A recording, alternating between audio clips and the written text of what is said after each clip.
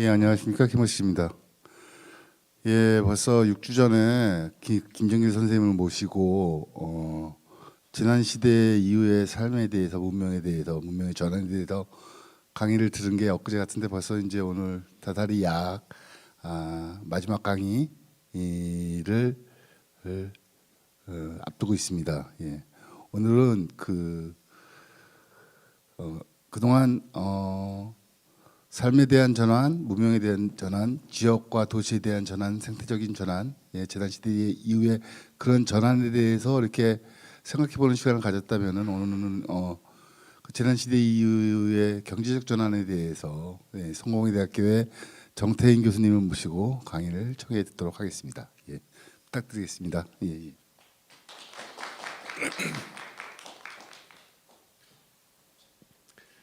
네, 안녕하세요. 정태인입니다. 우리 교장 선생님이 굉장히 어셔서 기립자 로봇처럼 얘기를 하시네.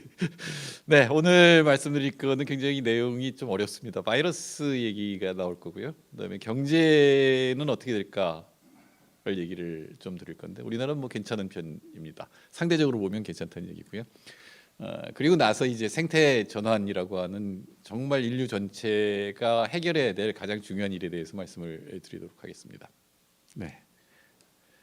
자, 먼저 바이러스 위기와 경제 위기에 대해서 말씀드리도록 하겠습니다. 이 그림은 마커를 칠해 놓은 하늘색 부분을 빼고는 빨간 선과 파란 선은 유명한 그림입니다. 미국 방역청이라든가 또는 인터넷에도 자주 올라오는 그림인데 이 그림에 문제가 있어서 지금의 사태가 벌어졌다고도 볼 수가 있습니다. 빨간 선은 방역을 하지 않는 겁니다. 그러니까 통제를 하지 않는 거예요. 우리나라의 통제 수준은 상당히 낮은 편입니다. 근데 지금 유럽이 지금 2차 위기에 들어가면서 록다운에 들어갔는데 이 경우는 전면적 통제입니다. 이건 사람들이 밖에 허락을 받지 않고 나갈 수가 없습니다. 예를 들어 스위스나 프랑스 같은 경우는 지금 일주일에 한 번 외출이 허락돼요. 그것도 시에서 허락을 받아야 됩니다. 무슨 필수품을 사러 나간다든가 이런 걸 허락을 받고 나가야 됩니다. 그건 통제를 하는 건데 통제를 하면 파란 선처럼 이 납작하게 되죠. 곡선이 납작하게 됩니다. 근데 이 당시의 가설은 통제를 하지 않고 그냥 놔두면 굉장히 빨리 전염이 되겠죠.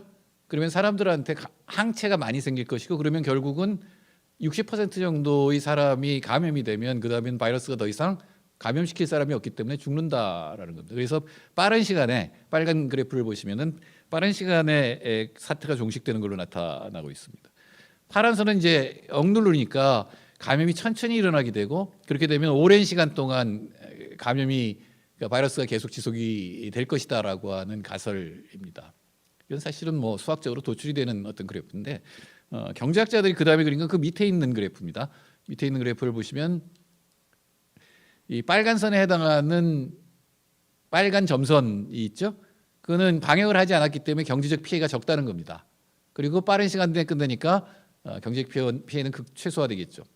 반면에 푸른 선으로처럼 방역을 하게 되면은 경제가 완전히 멈춰버릴 정도로 강한 통제를 하게 되면은 경제적 피해는 굉장히 크겠죠. 그러니까 마이너스 GDP 손해가 마이너스로 깊은 폭으로 들어갔다가 오랜 시간이 걸리니까 경제도 굉장히 많은 피해를 본다라고 하는 가설을 가지고 있었습니다.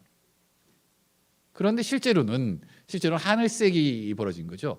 방역을 철저히 하지 않은 나라에서는 처음에는 저렇게 확진자가 나타나는 게 아니라 자기가 확진이 됐는지도 모르고 그다음에 어느 경우에는 걸려도 가지 않는 경우가 나타납니다. 예를 들어서 미국과 같은 보험 시스템에서는 내가 걸려서 앓을 확률이 초기에는 5%의 사망률로 알려져 있는데 지금 한 2%, 1% 정도로 떨어져 있습니다만 살 확률이 95%는 사는 거잖아요. 근데 미국에서는 검사만 받아도 200만 원 이상이 나오고 치료를 받으면 억 단위까지도 가게 돼 있습니다. 그러니까 미국의 건강보험이 없는 나라죠. 민간보험 시스템에서는 가난한 사람들은 걸려도 검사를 받으러 가지 않을 거예요. 그러다가 정말 중증이 됐을 때 이제 비로소 병원에 가게 되니까 굉장히 많은 사망자가 나타나게 되고 그러니까 경제도 록다운을 굉장히 심하게 하게 되면 경제 피해도 굉장히 커지게 되는 거죠. 물론 스웨덴과 미국은 그야말로 처음에 이론대로 한 편입니다. 그러니까 별로 록다운을 안 했어요. 통제를 별로 안 하고 특히 미국 사람들은 마스크 쓰는 걸 거부하고 주에서 록다운을 하니까 기관단총을 들고 주 위의 건물을 점거하는 사태를 벌이기도 했습니다. 그 결과는 이따 보시겠습니다만 비참한 사태가 되었습니다. 한국은 상대적으로 굉장히 성공한 나라에 속합니다. 자, 이게 4월 19일, 그러니까 지난 보험의 확진자 추이인데 이때는 한국이 가장 세계 언론에 많이 나왔을 때입니다. 이거는 물론 이거는 진짜 1월, 3월 이 표시가 아니라 확진자가 발생한 이후의 모습인데 한국은 굉장히 빠른 속도로 늘어났다가 이제는 4월 달이 되면 이제 4월 19일 정도 되면 진정이 되는 모습이 보이고 노란 선이 중국입니다. 완전히 잡혔고 그다음에 다시 2차 감염이 일어나는 모습을 보여주고 이제 당시에는 미국이 폭발적 증가를 하고 있었습니다. 초기에는 가장 큰 문제가 됐던 나라는 이탈리아, 스페인 그리고 나중에 영국 그리고 미국 순서로 이제 문제가 됐죠. 자, 이제는 어떻게 됐을까요? 이게 11월 10일 그러니까 어제 그제 상태입니다. 확실하게 맨 위에 있는 미국이 압도적으로 많은 확진자가 발생을 했다는 것을 알 수가 있습니다. 중국은 이제 하루에 30명 선 그리고 한국은 요새 조금 풀려서 하루에 100명 선이라서 조금 또 위험한 상태에 들어가 있습니다. 유럽은 확 줄었다가 바캉스 시즌이 끝나면서 다시 이 프랑스와 이탈리아, 그리스, 스페인 이런 나라들의 확진자가 확 늘어나고 있습니다. 초기에 이제 유럽에서 다시 확진자가 늘어나니까 유럽 사람들이 그런 얘기를 했어요. 사망률은 굉장히 낮아졌거든요. 그러니까 이제는 뭐 걸려도 사망률이 높지 않으니까 그렇게 옛날처럼 방역할 필요가 없다고 얘기를 했었습니다. 사실 유럽은 여러 면에서 초기에는 이 코비드19 코로나19가 아시아 사람이나 걸리는 거라고 생각했어요. 옛날에 메르스라는 게 있었죠. 그러니까 5년 전에 메르스가 있었는데 그때 메르스는 낙타가 숙주인 겁니다. 그래서 그거는 중동 사람이나 걸리는 거라고 생각했고 그리고 아시아의 부주의한 나라나 걸린다고 그때 유럽이나 미국에서는 메르스가 전염되지 않았었거든요. 반면에 한국은 동아시아 국가들은 그때 굉장히 큰 위험을 느꼈었죠. 특히 박근혜 정부가 잘못을 해서 이 방역하고 의료는 굉장히 다른 겁니다. 완전히 다른 건데 방역을 삼성의료원 안에다 집어넣어 버렸잖아요. 그리고 삼성의료원의 방역을 맡기니까 완전히 비전문가들한테 맡겨버린 셈이 돼서 삼성이 오히려 삼성병원이 이 슈퍼 감염 장소가 돼 버렸습니다. 그리고 그때 굉장히 큰 실수를 했다는 것을 깨달았기 때문에 한국은 그 다음에 법적으로 이 확진자가 발생을 하면 그 사람의 동선을 추적하게 하고 휴대전화나 신용카드까지도 볼 수 있도록 했습니다. 이거 사실은 불법 프라이버시 침해의 소지가 있는데 그때 감염의 경우에는 감염병의 경우에는 할 수 있다라고 하는 법을 만들어놨기 때문에 한국은 신속하게 트래킹 추적을 하고 검사를 하고 그다음에 치료를 하는 이른바 3T라고 하는 것들을 갖다 실행할 수 있었죠. 그러나 유럽은 이번에도 한번 고생을 하고 나서도 다시 이제 확진자가 늘어났지만 사망자가 늘어나지 않으니까 괜찮다고 생각을 했던 것 같아요. 그러나 사망자 수는 굉장히 빨리 늘어나고 있습니다. 여태까지 누적 사망자는 미국이 23만 명입니다. 프랑스가 4만여 명, 영국도 4만여 명, 독일 11,000명, 중국은 4,750명, 그리고 한국 485명. 한국도 요새 사망자가 꽤 많이 늘었습니다. 미국이 우리나라 인구의 6배 정도 되거든요. 그럼 미국이 한국식의 방역을 했다면 2만 4천 명 정도 죽어야 되는 거죠. 2,400명 정도 죽어야 되는데 23만 명이 죽었으니까 100배 더 죽은 겁니다. 한국보다. 그러니까 유럽은 한국의 대충 10배가 더 죽은 거고 미국은 100배 정도가 더 죽은 겁니다. 그러니까 한국의 방역이 얼마나 효과적이었는지를 보여주죠. 근데 이렇게 그러면 그냥 놔뒀다고. 그러니까 사실 미국을 이렇게 보시면 사망자 수가 이게 이제 사망자입니다. 미국은 보면 사망자가 일정하게 나오죠. 줄어든 적이 별로 없어요. 초기에 조금 확 늘었다가 줄었다가 일정하게 나오는 거는 방역을 안 했다는 얘기입니다. 근데 원래 경제학자들의 가설은 방역을 안 한 나라들은 통제를 안 하니까 경제는 괜찮을 거다라고 생각을 했던 거죠. 조금 전에 말씀드린 대로 유럽의 사망자가 급증을 하고 있어서 사실 굉장히 위험한 상태까지 들어가 있습니다. 그래서 프랑스는 거의 경제를 완전히 마비시킨 상태이기 때문에 그러면 프랑스 경제 성장률은 마이너스 30%까지 떨어질 수 있습니다. 상반기 동안 영국의 경제 성장률이 마이너스 18%였습니다. 근데 풀었다가 다시 또 방역을 하니까 이 경우가 최악이에요. 방역에도 실패하고 경제도 실패하는 경우가 유럽의 경우로 지금 나타나고 있습니다. 반면 맨 밑에를 보시면 한국과 중국의 그래프는 굉장히 안정돼 있다라는, 그러니까 우리나라도 2차 감염이 일어났고 수도권 중심으로 그게 아직 확실하게 잡지 못했습니다만 그런 아직 방역에는 성공하고 있다라고 보여집니다. 중국은 사망자 제로입니다. 더 놀라운 나라는 베트남입니다. 여태까지 확진자가 몇 명 나오지도 않았고 사망자는 처음부터 끝까지 제로고, 그리고 나은 나라가 대만과 같은 동아시아 국가들이 굉장히 좋습니다. 그러니까 지금 나은 상태인데 아직은 가설만 있지 논쟁이 확 붙지는 않았는데 미국하고 유럽 그리고 동아시아는 왜 이렇게 큰 차이를 보이는 걸까라는 질문은 이제 나오게 되어 있습니다. 현재로서는 두 개의 가설이 있는데 좀 이따 설명을 드리도록 하겠습니다. 우리나라 대구가 정말 공포였죠. 그런데 다른 도시들하고 비교해 보면 대구는 굉장히 선망한 겁니다. 그만큼 우리나라의 방역이 잘 되고 있다라고 볼 수가 있습니다. 그러나 방심하면 안 됩니다. 그러니까 이번에 코로나 바이러스를 거치면서 잘 보면 얘가 마치 로봇 AI 같은 생각이 들어요. 사람들이 확 통제하고 경계를 하면 얘가 수그러들어요.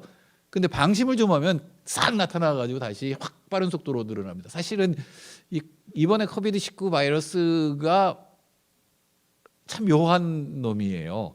치사율이 굉장히 높으면 메르스는 15%였습니다. 걸리면 15%가 죽는 그런 바이러스였는데 그러면 사람들이 굉장히 조심할 거 아니에요. 그러면 감염이 오래 못 가요. 모든 사람들이 걸리면 죽는다는 생각 때문에 조심. 그럼 아주 낮아버리면 치명률이 0. 뭐 이렇게 되면 또 사람들이 그냥 살 수가 있겠죠. 근데 이게 1에서 1.5의 사망률이라는 게 사람들이 경계를 하다가도 조금 풀어지고, 그러니까 풀어지면 그럴 때마다 다시 확 늘어나는, 감염이 확 굉장히 빠른 속도로 일어나는 그런 특성을 갖고 있습니다. 한국도 최근에 그러니까 수도권에서 제2차 감염이 일어나기 시작했죠. 처음엔 클럽과 물류센터였습니다만 지금은 사실은 전부 추적하고 있지 못합니다. 지금은 국지적으로 집단 감염이 여기저기서 일어나고 있는 상태입니다. 그러니까 사실은 지금 저는 방역을 훨씬 더 강화해야 된다고 생각하는데 우리 정부가 경제 걱정하느라고 방역을 계속 늦추고 싶어해요. 계속. 그러니까 질병관리청은 정은경 본부장은 방역을 좀 더 해야 된다고 생각하는데 그 위에 있는 본부가 있잖아요. 우리 국무총리가 위원장인, 여기서는 자꾸 풀고 싶은 거죠. 경제적 성과를 조금 높이기 위해서. 그러나 제가 여태까지 내린 결론은 최선의 방역이 최선의 경제 정책이라는 겁니다. 싱가포르이 가장 잘 막은 나라고 초기에 가장 모범 국가로 칭송이 됐습니다. 특히 중국을 칭찬하긴 뭐하잖아요. 서방 국가들이 중국 같은 이 전제 국가, 독재 국가를 갖다 칭찬하기 뭐하니까 싱가포르 예찬을 그렇게 했어요. 사실 싱가포르는 독재 국가입니다. 그러나 초기에는 마스크도 나눠주고 제가 볼 때 가장 멋있는 정책은 간호사들 월급을 2배로 올린 거예요. 그래서 모든 이 간호할 수 있는 사람들이 전부 간호사 이 비상시기에 간호직을 할 수 있도록 이렇게 한 거죠. 우리나라도 사실 그래야 됩니다. 사실 우리나라의 지금 방역은 어떻게 보면 의사들과 간호사들을 갈아 넣는다는 표현을 쓰잖아요. 정말로 그 사람들 혹사해서 지금 지켜내고 있는 상태인데, 근데 그게 또 돈이 얼마나 된다고 보너스를 충분히 주면 되거든요. 근데 그걸 또 아껴합니다. 우리 정부는 이상한데 돈을 굉장히 아껴하세요. 국민들한테 재난수당 주는 것도 그렇게 아끼는 거 좋은 거죠. 그러나 좀 이따 그게 무슨 문제를 갖고 있는지 설명드리겠습니다.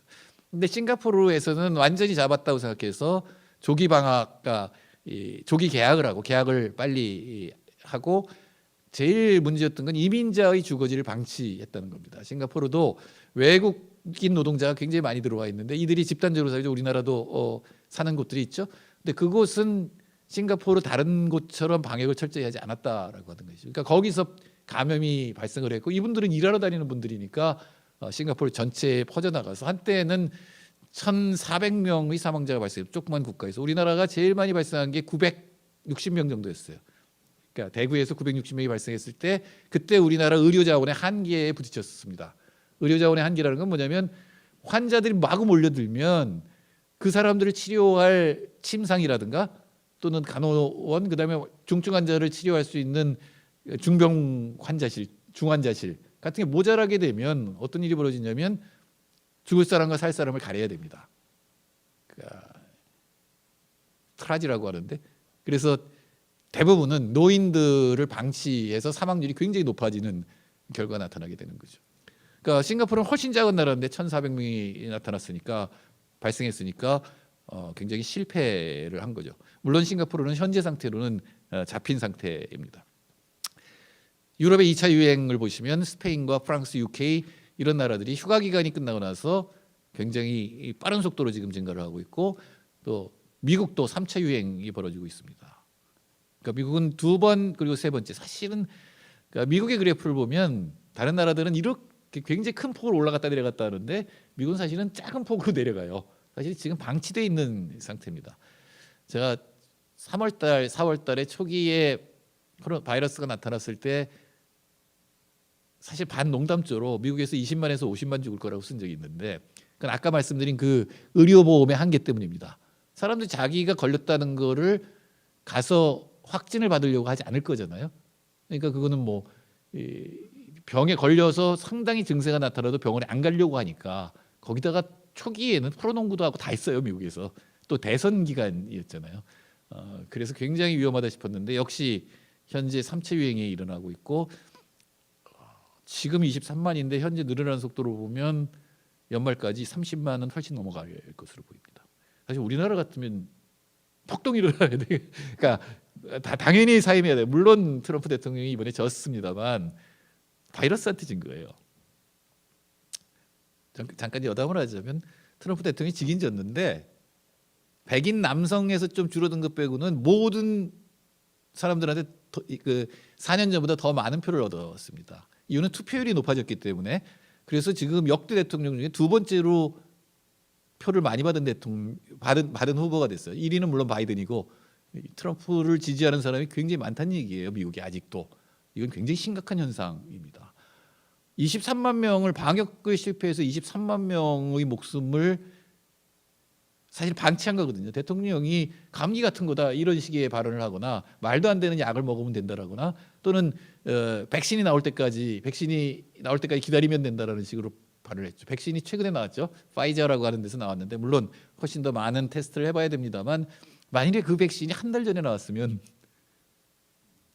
트럼프가 당선됐을 가능성이 대단히 높습니다. 그러니까 결국은 바이러스가 트럼프를 잡았다 이렇게 볼 수가 있겠죠. 이런 그림을 계속 보여드리는 이유는 아직 안 끝났다는 겁니다. 이 코로나는 절대로 줄어든 것도 아닙니다. 우리나라 상황을 봐도 하루에 100명, 130명 발생하는 거는 굉장히 많이 발생을 하는 겁니다. 4월 달에 우리가 그러니까 900명이 발생했을 때를 빼면 지금 굉장히 많이 발생하는 거예요. 근데 지금 방역 당국을 빼고는 이제 거의 다 잡았다라고 생각을 하는 분위기 너무 많이 있습니다.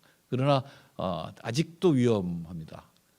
2차 감염이 일어날 가능성이 대단히 높습니다. 다른 나라 다 일어나는데 한국만 안 일어난다?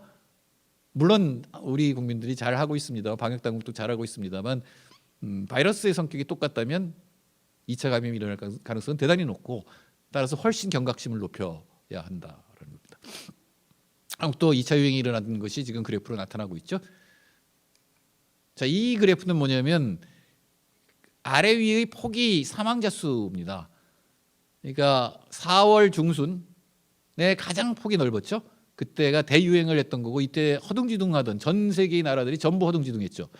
그리고 조금 줄어들었지만 지금 다시 늘어나서 천천히 다시 늘어나서 사망자의 폭이 줄어들지 않고 있죠. 그죠? 조금 줄어들었죠. 그 색깔이 다른 거는 대륙이 달라졌다는 거예요. 발생하는 대륙이 파란색이 아시아인데 처음 초기에는 아시아에서 집중적으로 발생을 했다면 지금은 전 세계에서 골고루 지금 발생을 하고 있고 특히 중남미 쪽이 상당히 많은 발생을 하고 인도가 또 발생이 많아지고 있어서 나라마다는 차이가 있을지 모르지만 전체 세계 전체로 보면 이 바이러스는 잡혔다고 볼 수가 없죠. 이 그래프를 보고 잡혔다라고는 도저히 말할 수가 없습니다. 따라서 아직도 경각심을 가져야 되고 다행히 백신이 효과가 있으면 모르겠습니다만 백신이 효과가 없다면 내년도 이 상태가 지속될 가능성이 대단히 높습니다. 자, 우리나라의 방역을 둘러싸고 이제 아까 논쟁이 있다고 했는데 이제부터 이제 곧 시작이 될 겁니다. 스웨덴은 드디어 실패를 했어요. 스웨덴이야말로 집단 면역이라고 하는 가설을 그대로 실천을 한 나라입니다. 저는 스웨덴에 대해서 상당히 기대를 했어요. 왜냐하면 스웨덴은 개인주의 국가입니다만 사람들 간 신뢰가 굉장히 높은 상태라서 그 놀라운 신뢰 관계라든가 이런 걸 가지고 자율적으로 막을 수 있을 것이다. 막으면 좋겠다라는 사실 기대까지 했는데 역시 스웨덴이 실패했습니다. 그래서 스웨덴 정부가 최근에 실패를 했습니다. 특히 이제 노르웨이라든가 핀란드 같은 바로 옆에 있는 나라들은 방역을 동아시아식 방역을 했거든요. 그거에 비해서 10배 이상 사망이 발생을 했기 때문에 결국 실패를 자입했습니다. 중요한 이유는 뭐냐면 그냥 방치하면 빠른 속도로 면역이 될 거다. 항체가 생겨서 괜찮아질 거라고 생각했는데 스웨덴이 그렇게 풀어놨는데도 면역률이 7%에 불과하다. 그러니까 항체가 잘 안 생긴다는 얘기예요. 또 하나의 불길한 소식은 항체가 생겨도 석 달밖에 지속이 안 된다라고 하는 보고가 있습니다. 한 의사가 러시아 의사인데 걸렸어요. 이 코로나 바이러스 걸렸는데 낫고 나서 이게 과연 내가 항체가 생겼는지를 실험하기 위해서 석 달 뒤에 일부러 그 바이러스 환자들하고 같이 생활을 했습니다. 치료를 하면서. 근데 다시 걸렸어요. 그 얘기 뭐냐면 걸려서 완치가 됐으면 내 몸에 항체가 생겼지만 그 항체가 바이러스를 막아주는 거는 석 달밖에 안 된다는 얘기일 수도 있습니다. 그 얘기는 백신이 효과적인 백신이 나온다고 하더라도 석 달에 한 번씩 맞아야 되는 거예요. 이것도 그렇게 즐거운 소식은 낙관적인 소식은 아닙니다. 한국과 중국이 성공을 하니까 특히 중국은 진짜 집단주의적인 사회주의적 통제에 의해서 막아냈고 정말 효과적입니다. 중국의 통제 14억에서 그만큼 발생한다는 건 우리나라로 우리나라의 28배이기 때문에 인구가 그러니까 우리나라식으로 죽으면 400 곱하기 28이 죽어야 되는 거죠.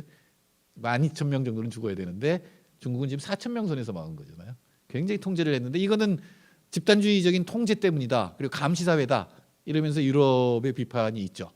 그리고 한국이나 대만도 마찬가지다. 거기 어차피 동아시아 사회니까 정부 말 잘 듣고 수능주의 그리고 집단주의적인 것이 방역의 효과를 나타낸 게 아니냐. 또는 반대로 이런 해석도 있습니다.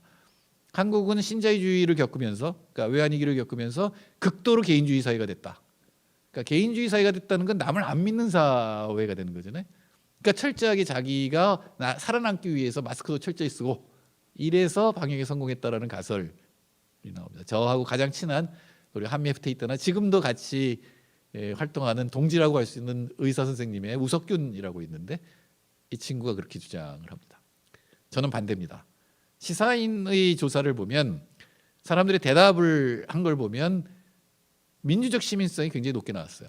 그리고 수평적 개인주의, 하이라르키 속에 있는 개인이 아니라 수평적인, 그러니까 이런 거죠. 어쩌면 민주주의가 나의 자유를 행사하기 위해서 남의 자유를 침해하면 안 된다라고 하는 게 사실은 자유주의의 첫 번째 원칙 중에 하나였습니다. 지금 다 잊혀졌지만 재산권 아래 인권이 다 무시되고 있습니다만 내 자유라고 하는 것은 남의 자유를 침해하면 안 된다라는 거죠. 나의 자유는 남의 자유를 침해하지 않는 한에서의 나의 자유.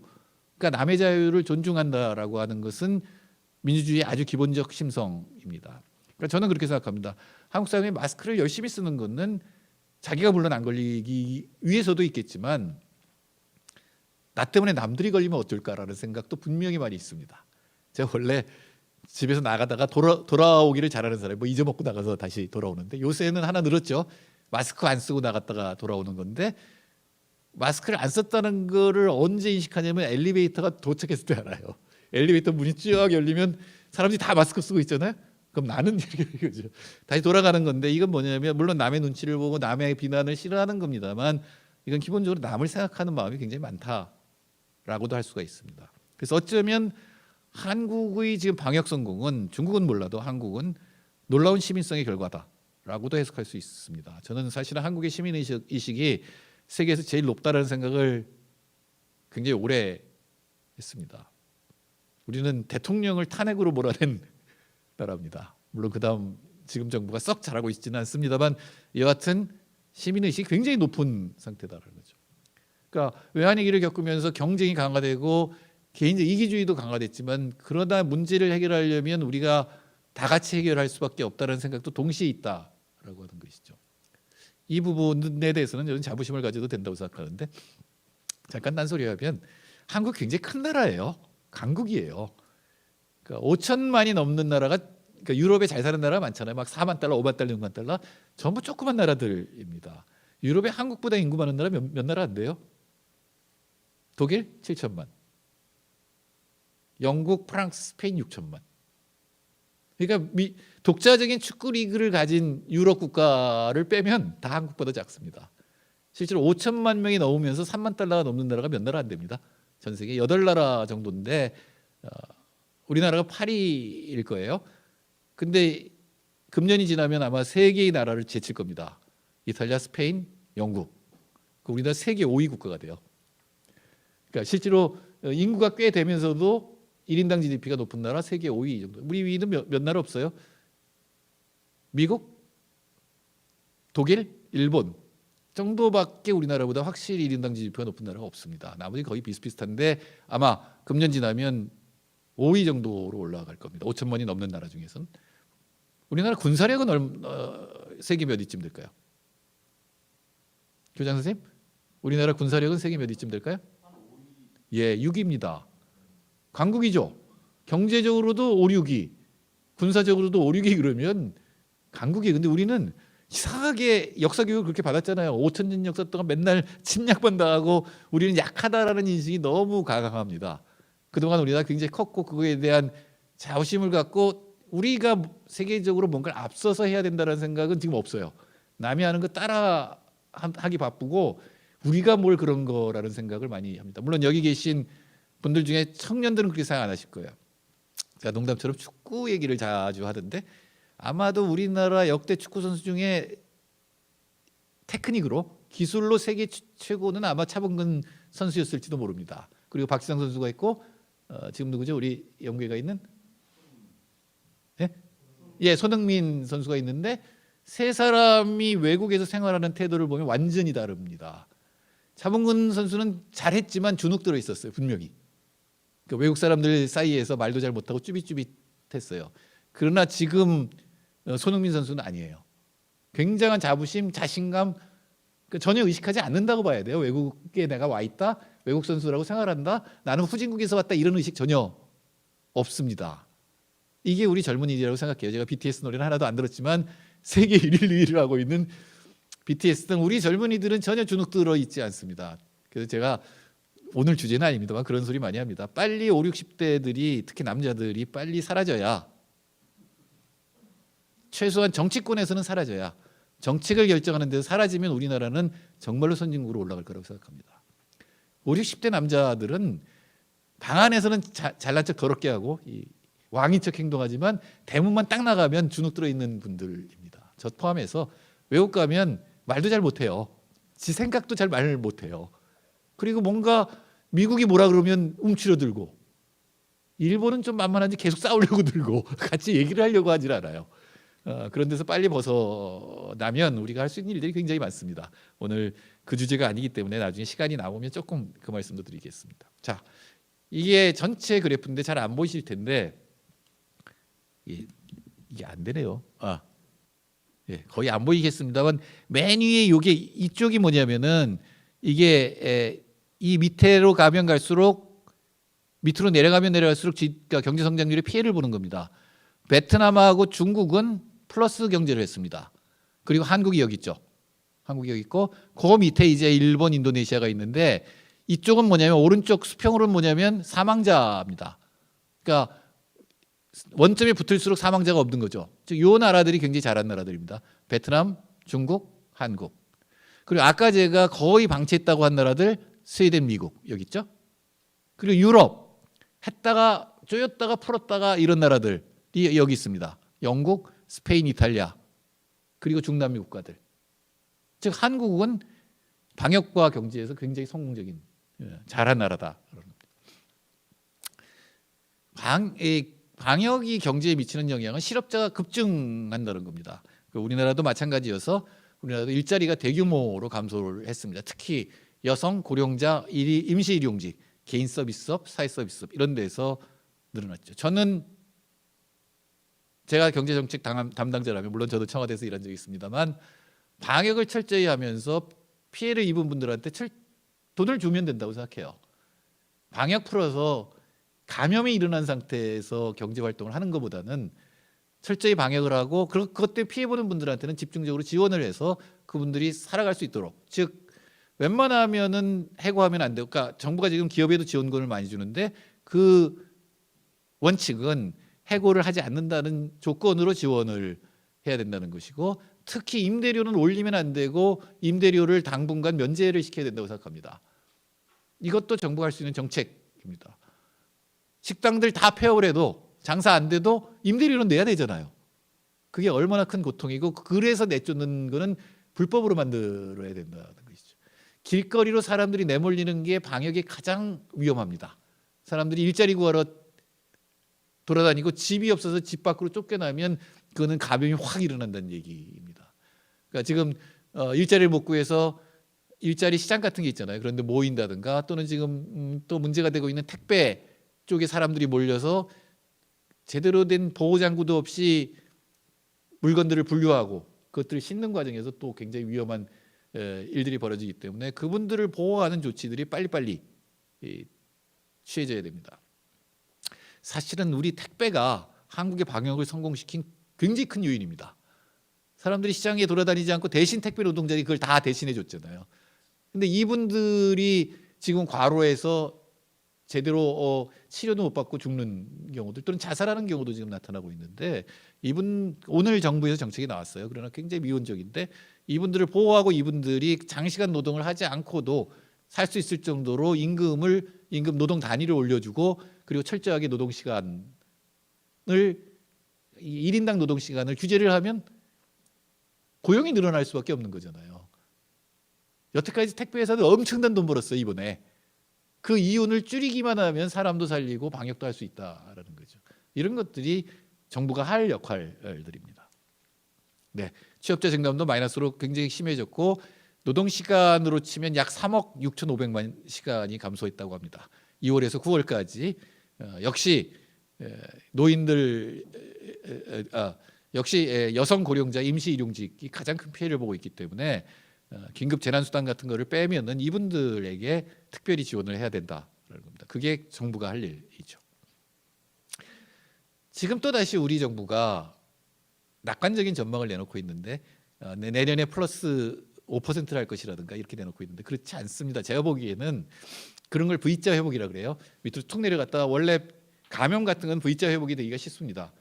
확 경제가 줄어들지만 바이러스가 사라지면 그 다음에 원래로 돌아가게 되기 때문에, 제조업 같으면 옛날보다 훨씬 많이 일을 해야 될 거 아니에요. 줄었던 거를 감안해야 되니까. 그러면 다시 플러스로 확 상승을 할 수가 있는데, 불행하게 현재 바이러스의 모습을 볼 때는 U자 또는 L자 회복입니다. U자라는 건 밑에가 굉장히 오래 가는 거예요. 밑바닥에서 오래 가고, 또는 L자라는 건 밑바닥에서 못 벗어나는 겁니다.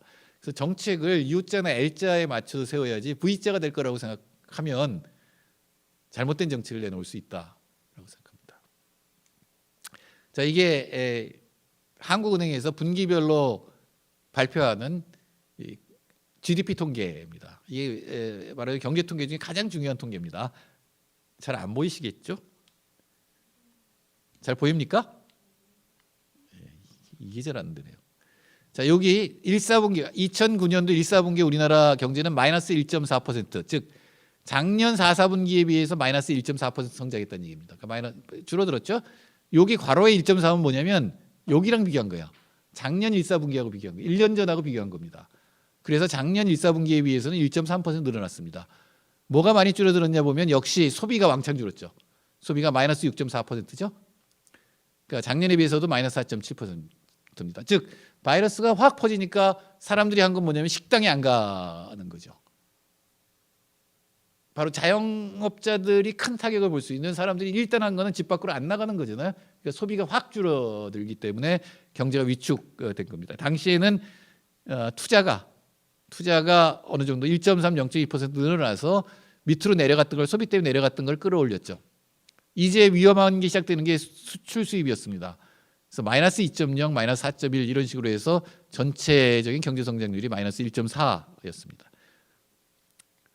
2사분기는 마이너스 3.3 더 나빠졌죠. 그리고 소비는 1.4로 조금 증가를 하는데 그 이유는 재난지원금 때문입니다. 재난지원금이 25조 원 정도 되기 때문에 상당히 큰 영향을 미쳤습니다. 대신에 건설 설비가 마이너스로 들어갔고 투자가 이제는 경제 성장률을 끌어내리게 되는 거죠. 투자라고 하는 거는 상당히 장기를 보면서 하는 거잖아요. 그런데 지금처럼 불확실성이 많으면 바이러스도 문제죠. 다른 나라 경제도 문제죠. 그리고 좀 이따가 얘기하겠습니다만 생태 위기도 점점점 심각한 모습을 보이고 있습니다. 그러니까 투자를 줄일 거라고 예측할 수가 있고 특히 수출이 마이너스 16.6까지 늘어났습니다. 그러니까 줄어들었습니다. 그러니까 수출이 이렇게 줄어든다는 것은 경제 성장률을 완전히 잡아먹는 거죠. 그런데 이 3, 4분기 지금 빠졌네요. 3, 4분기에는 플러스가 됐어요. 특히 수출의 마이너스 폭이 확 줄어들었어요. 그리고 수입은 그거보다 더 줄어들었기 때문에 수출 쪽에서 플러스가 돼서 경제 성장률이 플러스로 돌아섰습니다. 이걸 가지고 이제 정부는 회복의 얘기를 하는데 그렇지 않습니다. 이 3, 4분기에 우리나라 수출이 늘어났던 거는 그때 유럽하고 미국이 풀었기 때문에 그래요. 방역을 풀고 소비를 많이 했고 한국에 수출이 됐던 거예요. 근데 지금 다시 방역을 강화하잖아요. 유럽은 완벽한 록다운에 들어갔고 미국도 이제 트럼프 대통령이 말기니까 12월까지는 그냥 가겠지만 바이든 대통령이 취임하면 방역을 할 거예요. 그러니까 잡으려고 할 거예요. 그러면 수출은 계속 나빠질 거다라고 예측을 할 수가 있습니다. 그래서 우리 경제에 대해서 잘했습니다. 다른 나라에 비해서는 가장 잘한 나라에 속합니다만 낙관을 하고 플러스 3, 4 이렇게 예측하는 거는 아마 틀릴 거다라고 생각합니다. 제가 더 정확합니다. 하남보다. 자, OECD 중간 보고서를 보면 한국은 매우 우수한 경제적 성과를 보이고 있습니다. 그리고 이건 아까 했던 겁니다. 우리나라는 강하지 않은 방역, 중간 정도의 방역에서 좋은 경제 성과를 보이고 있고요. 참고를 보면 방역 1위, 경제 1위는 중국입니다. 확 떨어졌죠. 처음에 발생했을 때 확 떨어졌는데 진짜 강력한 록다운을 통제를 했고 그리고 지금 중국 경제는 살아났습니다. 3, 4분기 성장률이 4.7%예요. 놀랍죠. 중국 경제는 정말 놀랍고 사실은 아시아의 생산 시스템은 거의 복원이 됐습니다. 왜냐하면 제일 방역을 잘한 나라들이 다 여기 있거든요. 그러니까 일본이 핵심 기술을 맡고 한국이 중요 부품을 맡고 중국이 여러 가지 부품 만들고 베트남에서 완제품을 만드는 경우가 대단히 많은데 이 네 나라가 전부 방역에 성공했기 때문에 생산 시스템은 거의 다 살아났어요. 그 얘기는 고용이 됐다는 얘기예요. 그러나 물건을 만들어서 팔 데가 없는 상태라고 봐야 됩니다. 물론 중국의 수출 증가에도 굉장히 놀랍게 나타나고 있습니다만 아마 4, 4분기에는 그것도 떨어질 거다. 아까 그 이유로 유럽이나 미국이 록다운을 하기 시작하면 중국이나 한국의 수출도 마이너스가 될 가능성이 대단히 높습니다. 근데 우리 정부는 지금은 조금 나아졌습니다만 우리 정부 참 돈을 아끼죠. 돈 쓰는 걸 그렇게 아낍니다. 근데 우리나라의 재정 상태는 재정 적자의 상태는 세계 4위 정도로 좋습니다. 좋은 순위 세계 4위예요. 그러니까 상당히 아껴서 돈을 써서 정부의 창고에 돈이 지금 있는 상태입니다. 근데도 그거를 쓸 생각을 못 해요. 재정 적자율이라고 하는 게 있는데 지금 우리나라가 마이너스 40%를 조금 넘겼는데 이 정도면 세계에서 가장 좋은 상태입니다. 지금은 세계의 다른 나라들은 마이너스 100%, 그러니까 GDP 비교해서 적자가 마이너스 100% 넘어간 나라들이 대단히 많습니다. 아끼는 건 좋은데 아낀 이유는 지금처럼 위기 상태일 때 쓰라고 아낀 거예요. 쓰려고. 지금 상태 아끼면은 경제가 진짜로 망가져서 더 손해가 됩니다. 그러니까 지금 재정을 긴축하고 재정 균형 재정을 얘기하는 거는 사실은 대단히 이 경제에서 그런 걸 도그마라고 하는데 그런 도그마에 빠져 있는 거고 다른 나라는 다 버렸어요. 그 도그마. 재정 균형의 신화 같은 걸 버렸는데 한국의 관료들은 여전히 그리고 한국의 경제학자들은 여전히 그걸 주장하고 있는 중입니다. 또 정부의 경제 대책 성격 중에 뛰어나게 드러나는 건 그린 부분, 즉 생태에 대한 투자가 굉장히 적습니다. 그래서 세계 3위 정도로 적은 순서로 3위 정도를 차지하고 있습니다. 한국은 재정 지출 현황을 보면 정부가 직접 돈을 주는 게 굉장히 적은 편입니다. 다른 나라에 비해서. 그리고 대출 비중이 굉장히 높습니다.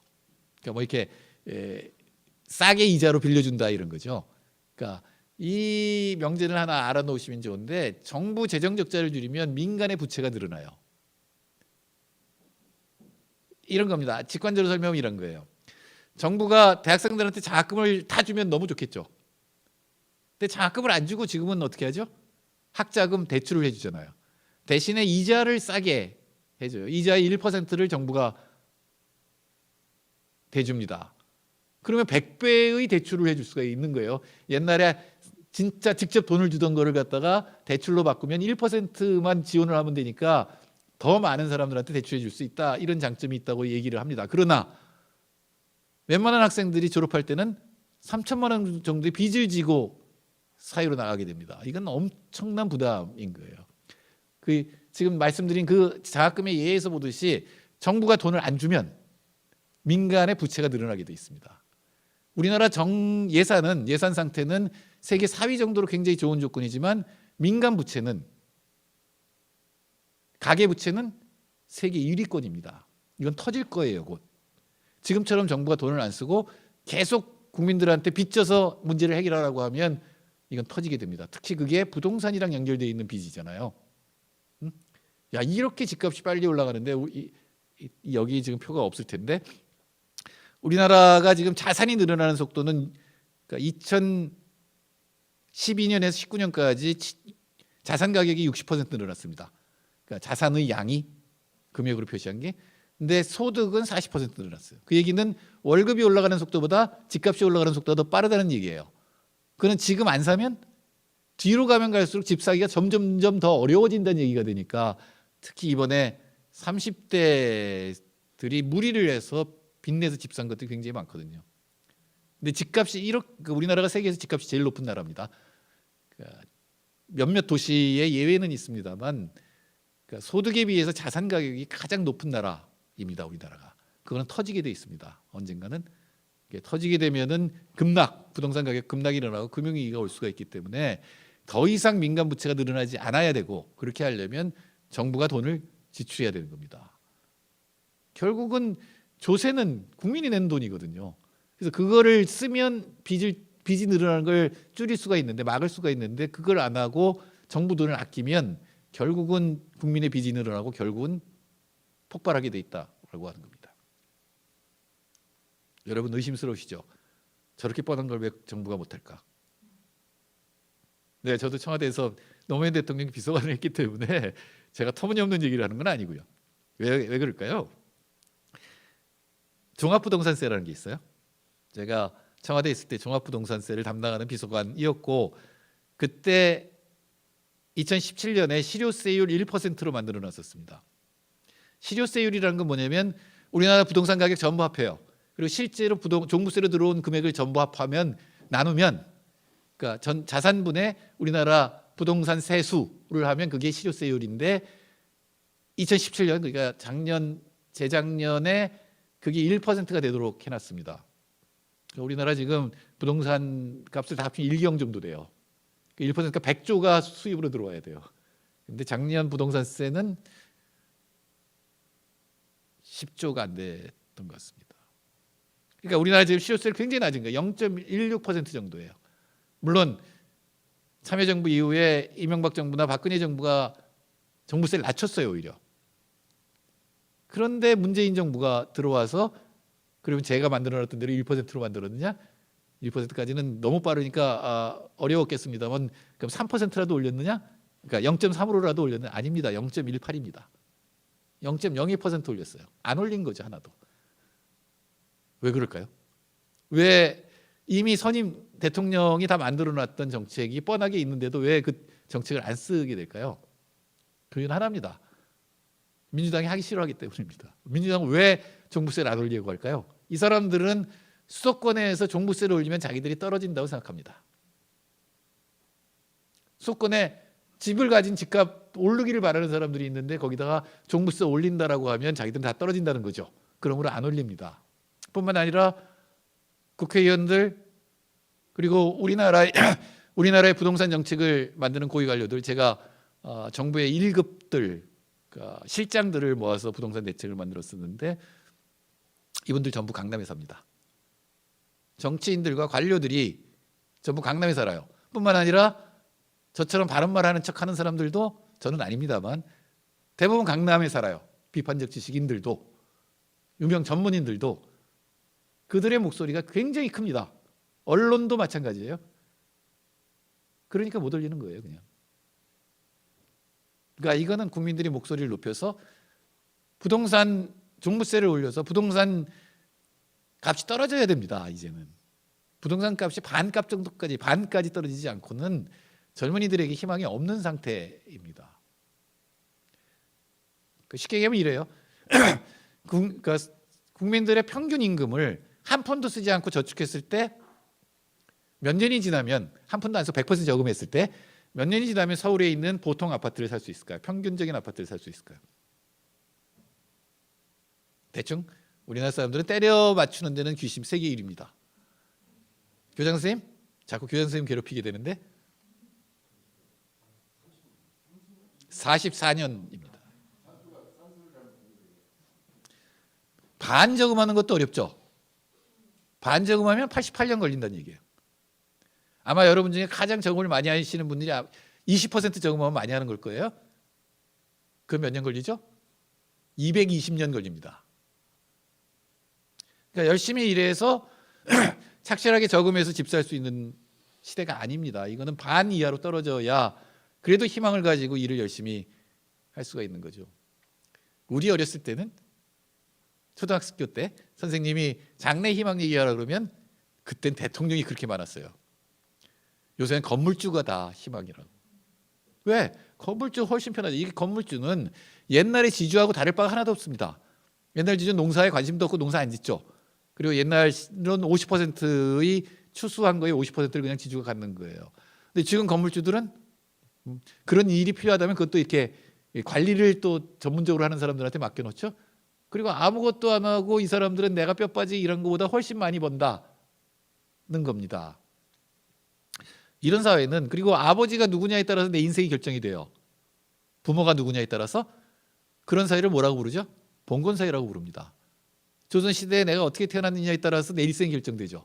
쌍놈은 쌍놈이에요. 양반은 양반이고 대지주의 애들은 또 대지주일 겁니다. 대체로. 그러나 시민사회가 되면 신분에서 계약으로. 그래서 이제는 자기가 열심히 노력하면은 신분 상승이 가능하다라는 게 근대사회의 특징이고 그게 근대사회에서 사람들이 열심히 일하게 하는 원동력이었습니다. 그래서 우리나라가 굉장히 큰 빠른 경제, 아까 얘기한 동아시아 국가들이 전부 빠른 경제 성장을 했고 후진국 상태, 식민지를 벗어나서 선진국으로 간 사례가 그렇게 없어요. 전 세계 역사에서 전부 동아시아 국가들입니다. 그 국가들만 사실은 선진국 대열에 낄 수가 있었는데 그 가장 큰 원인은 다 농지개혁을 했어요. 토지개혁을. 저희 아버지가 공무원이었는데 1960년대 공무원이었기 때문에 진짜 우리나라 후진국일 때 그러니까 외국에 많이 출장을 가셨어요. 그거는 외국 사례를 보고 와서 한국에 어떻게 해볼까 하고 그러니까 물론 일본을 제일 많이 갔습니다. 그러나 필리핀도 그때는 많이 갔습니다. 필리핀이 그때 우리보다 훨씬 잘 사는 나라였습니다. 1960년대에는 중남미 국가들이 굉장히 잘 사는 나라들이었어요. 지금 어떻게 됐죠? 완전히 역전이 됐죠. 그 이유는 저는 하나만 이유를 찾으라면 그건 대지주의 존재입니다. 동남아나 중남미는 대지주가 지금도 있어요. 옛날 대지주가. 100년 전 대지주가 지금도 있습니다. 우리나라는 농지개혁을 하면서 없어졌죠. 농지개혁을 하면서 대지주가 없어졌습니다. 북한이 하니까 한국도 따라할 수밖에 없었던 것이죠. 그래서 지주들한테 이런 식으로 돈을 줬는데 가령 1,000만 원짜리 땅을 사는데 싸게 정부는 신생 정부에 돈이 없잖아요. 그러니까 1,100만 원을 10년에 걸쳐 나눠주겠다라고 하는 증권을 줬습니다. 이걸 지가증권이라고 부릅니다. 근데 우리나라 농지개혁을 가장 많이 한 게 1950년 봄이었어요. 여름에 무슨 일이 벌어졌죠? 전쟁이 터졌잖아요.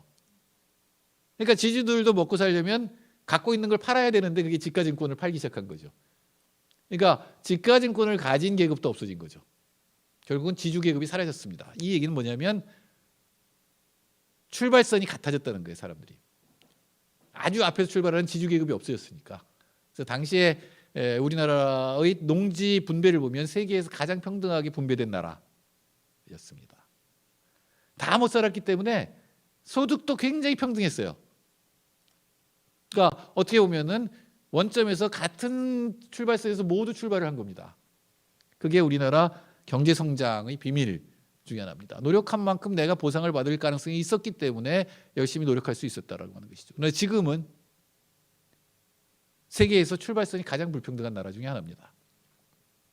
50m 앞에 출발하는 애들이 있어요. 100m 달리기를 하는데 또 그 중에 일부는 자전거를 타고 출발해요. 이런 게임은 안 하는 게 낫죠. 근데 그런 친구들한테 노력하라 그러면 그게 얼마나 무책임하고 부정확한 잘못된 얘기를 하는 겁니다. 저는 우리 아이들이 젊은이들이 그 상황에서 할 수 있는 일들을 상상해 보면 갭 투자라는 걸 했잖아요. 젊은 친구들이.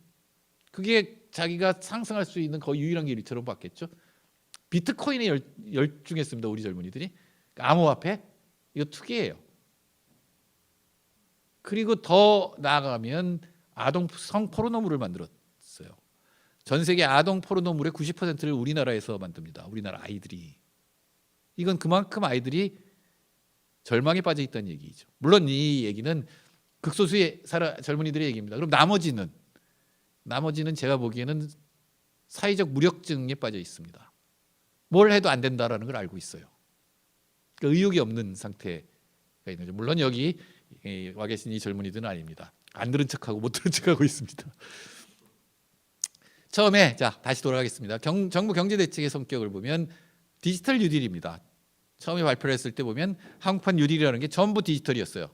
그것도 이 재벌들이 하고 싶어하는 것들이었습니다. 예를 들어 수소경제 이건 현대가 하고 싶은 겁니다.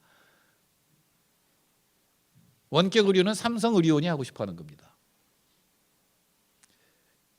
비메모리 반도체라는 것도 우리 대통령이 주제를 하면서 기술혁신의 사례로 얘기를 했는데 그건 삼성이 하고 싶어하는 겁니다.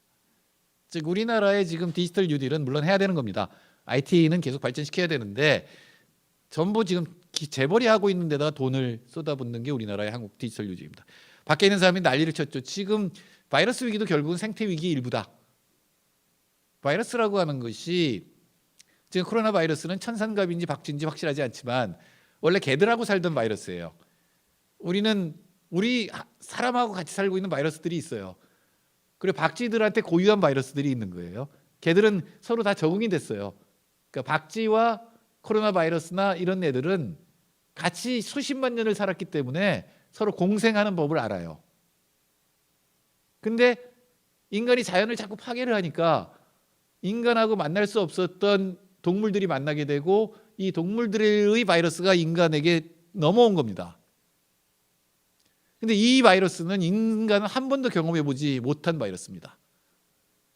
그러니까 이 인체가 제대로 반응을 못하는 거예요. 이 인체가 알고 있는 항체의 무리에 이 바이러스는 맞지가 않아요. 그러니까 인체 안에는 여러 가지 특수 기동대 같은 것들이 있어요. 군대들이 있어요. 항체로 이루어진. 근데 이 새로운 적은 뭘로 제압해야 되는지 알 수가 없는 거예요.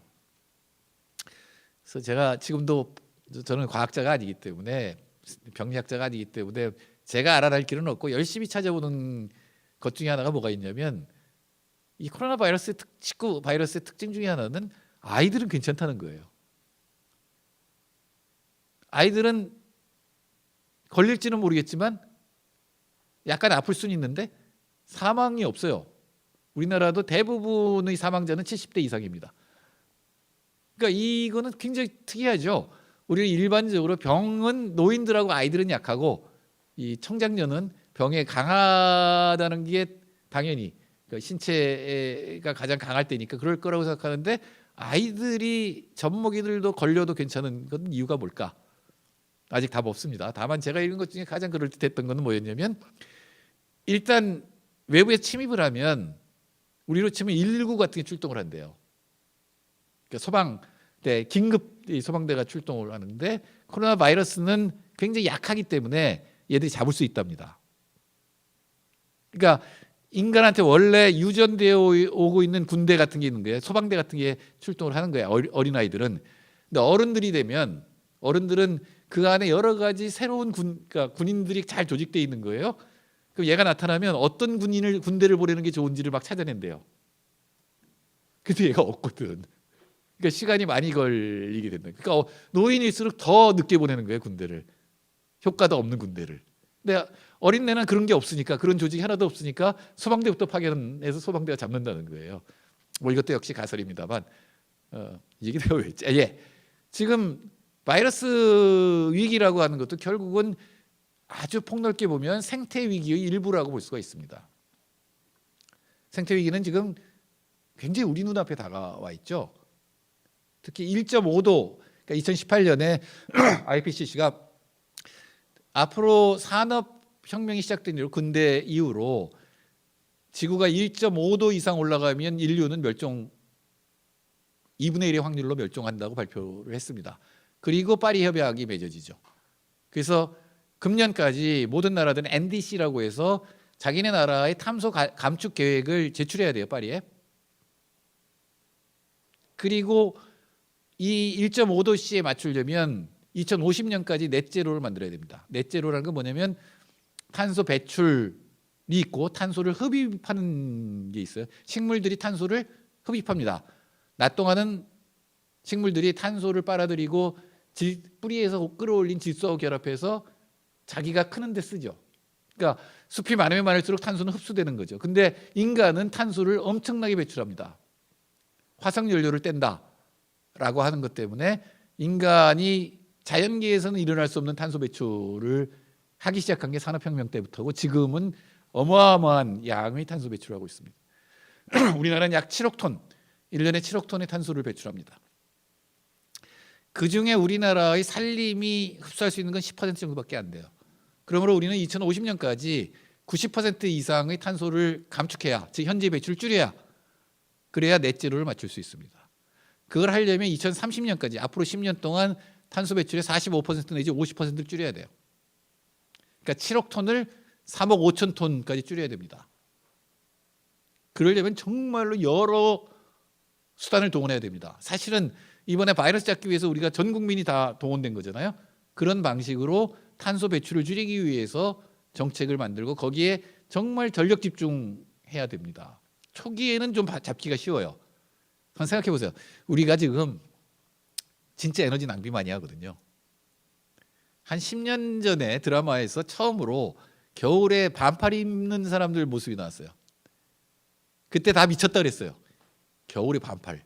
근데 지금은 아마 대부분 겨울에 반팔 입고 다닐걸요. 그거 다 낭비겠죠.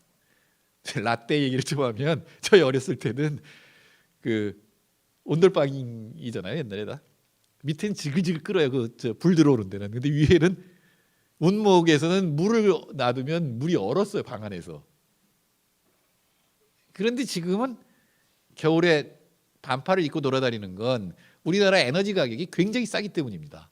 우리나라는 흔히 얘기하잖아요. 석유 한 방울 안 나는 나라인데 이렇게 전기값이 싼 나라는 없습니다. 우리나라가 2위나 3위 정도로 싸요. 이거를 올리는 정책을 포함해서 굉장히 많은 정책을 써야 됩니다. 밖에서 이렇게 막 저 같은 사람이 와글와글 시끄러우니까 그린 뉴딜을 집어넣었습니다. 정말 6월 1일 날 그린 뉴딜을 집어넣었어요. 그런데 오른쪽에 보시면 정부의 그린 뉴딜 계획을 보면 온실가스를 감축한다는 얘기는 있어요. 그러나 목표가 없어요. 모든 그린 뉴딜이라고 붙은 정책의 시작은 뭐냐면 넷제로 선언입니다. 2050년 넷제로 선언이 어느 나라의 정책에도 맨 위에 있어요. 그리고 그거를 하기 위해서는 이러한 일을 해야 된다라고 하는 실천 전략이 나오게 되어 있습니다. 그러나 그게 없어요. 우리나라 정책은. 또 좀 이따 하겠습니다만 효과가 없고 굉장히 효과가 불확실한 배출권 거래제에 매달리고 있습니다. 사실 탄소세를 부과해야 되는데 대신에 배출권 거래제라는 게 있어요. 잠깐 설명을 드리면 지금 여기 시간이 한 1분 시간 정도의 시간이 설명할 시간이 있을 것 같은데 경제학자들의 사고 방식이에요. 이런 거예요. 지금 기후 위기를 기후 온난화를 만들어내는 건 탄소죠. 경제학자들은 뭐가 잘 안 되면 시장이 없거나 시장이 잘 작동하지 않기 때문이라고 생각해요. 경제학자의 기본상은. 그 경제학자의 사고로 볼 때 탄소 배출이 문제라면 탄소의 가격을 매기면 된다는 게 경제학자의 사고입니다. 기기묘묘하죠?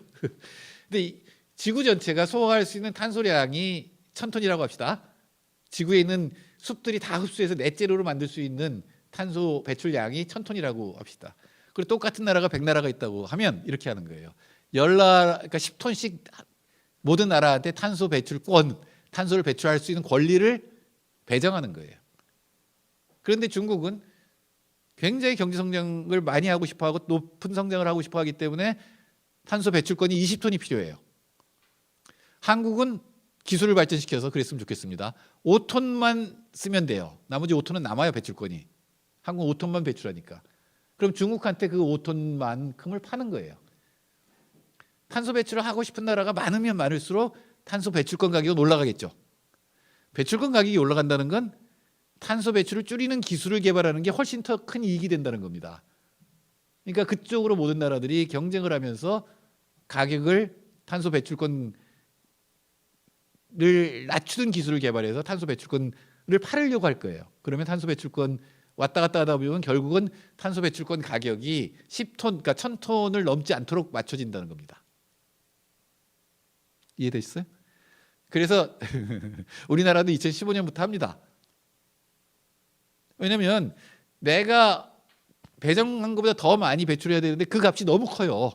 그럼 배출 안 하는 게 나아요. 그 생산을 안 하는 게 낫다는 거죠.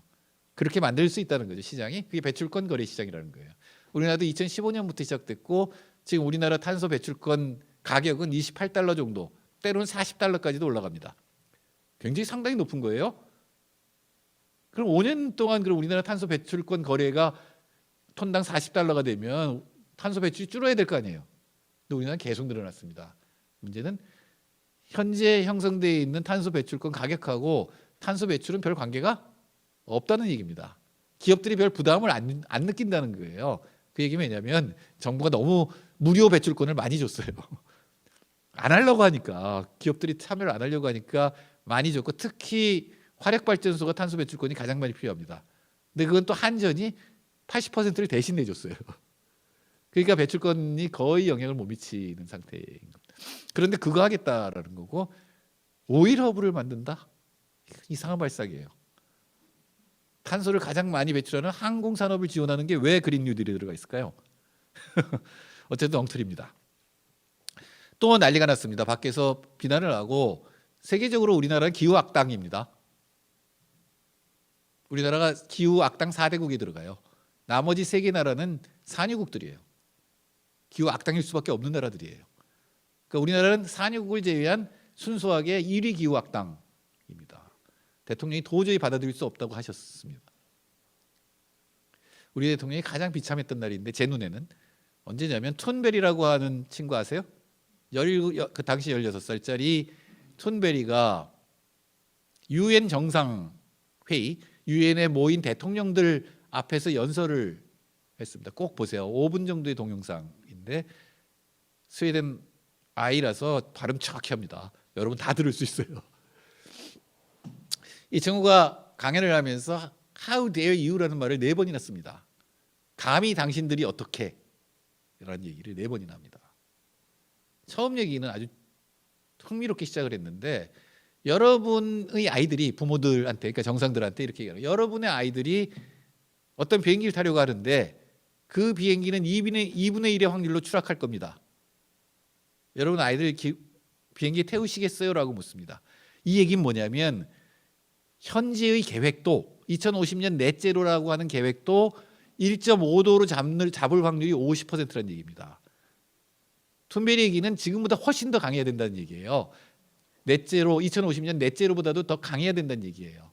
그러면서 비즈니스 as usual, 맨날 하던 대로 막을 수 있을 것처럼 얘기하는 how dare you, 너희들이 이렇게 라이를 하느냐, 거짓말하느냐, 당신들을 용서하지 않겠다는 말로 끝냅니다.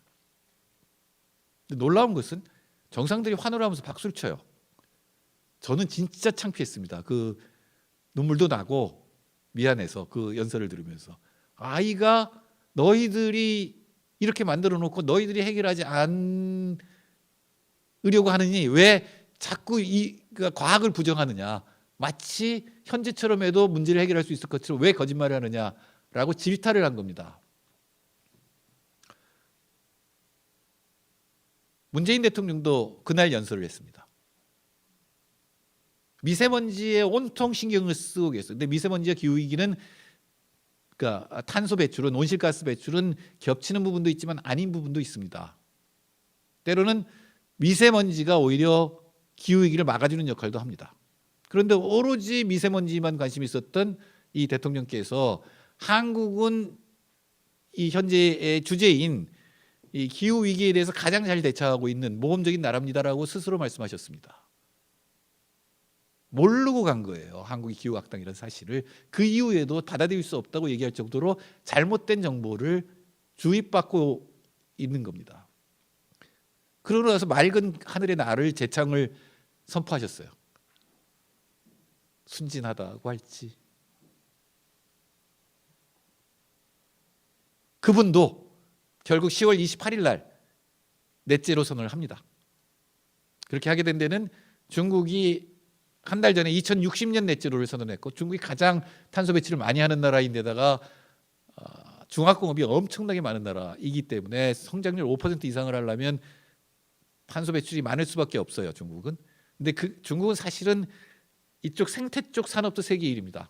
태양광 1위, 풍력 1위 이런 식으로 그쪽 기술을 엄청나게 개발하고 있습니다. 그래서 2060년 선언을 하고 일본도 2050년 넷제로를 선언하니까 10월 28일 날 2050년 넷제로를 선언했습니다. 저는 뭐 물론 박수를 많이 쳤는데, 그런데 파리 협약에 제출한 계획은 옛날 거 그대로, 박근혜 정부 때 만든 거 그대로 제출했습니다. 그렇게 하면 전 세계 모든 나라가 그 계획대로 실천하면 지구 온도는 3.5도가 올라갑니다. 1.5도 올라가도 2분의 1의 확률로 망하는데 100% 망할 계획을 내셨습니다. 우리 정부가. 네, 시간이 얼마 안 남아서 나머지는 빠르게 하겠습니다. 기후위기 다 넘어가고요. 그러니까 기후위기를 막는다는 것은 경제 성장을 하지만 탄소 배출을 하지 않는 성장을 하는 걸 의미합니다. 실제로 그게 어느 정도 가능하다는 걸 이 그래프의 원점에 가까운 나라들은 보여줍니다. 이 경우는 밑에 있는 그래프, 제가 연두색으로 칠해놓은 그 그래프는 성장률 그래프예요. 성장은 비슷하게 하는데 딱 인류 역사상 딱 12년 동안은 탄소 배출이 줄어들었던 때가 있습니다. 언제냐면 73년에서 85년. 젊은 친구들은 전혀 알 수가 없겠지만 석유 위기 때입니다. 제1차 석유 위기 1973년, 제2차 석유 위기 1979년.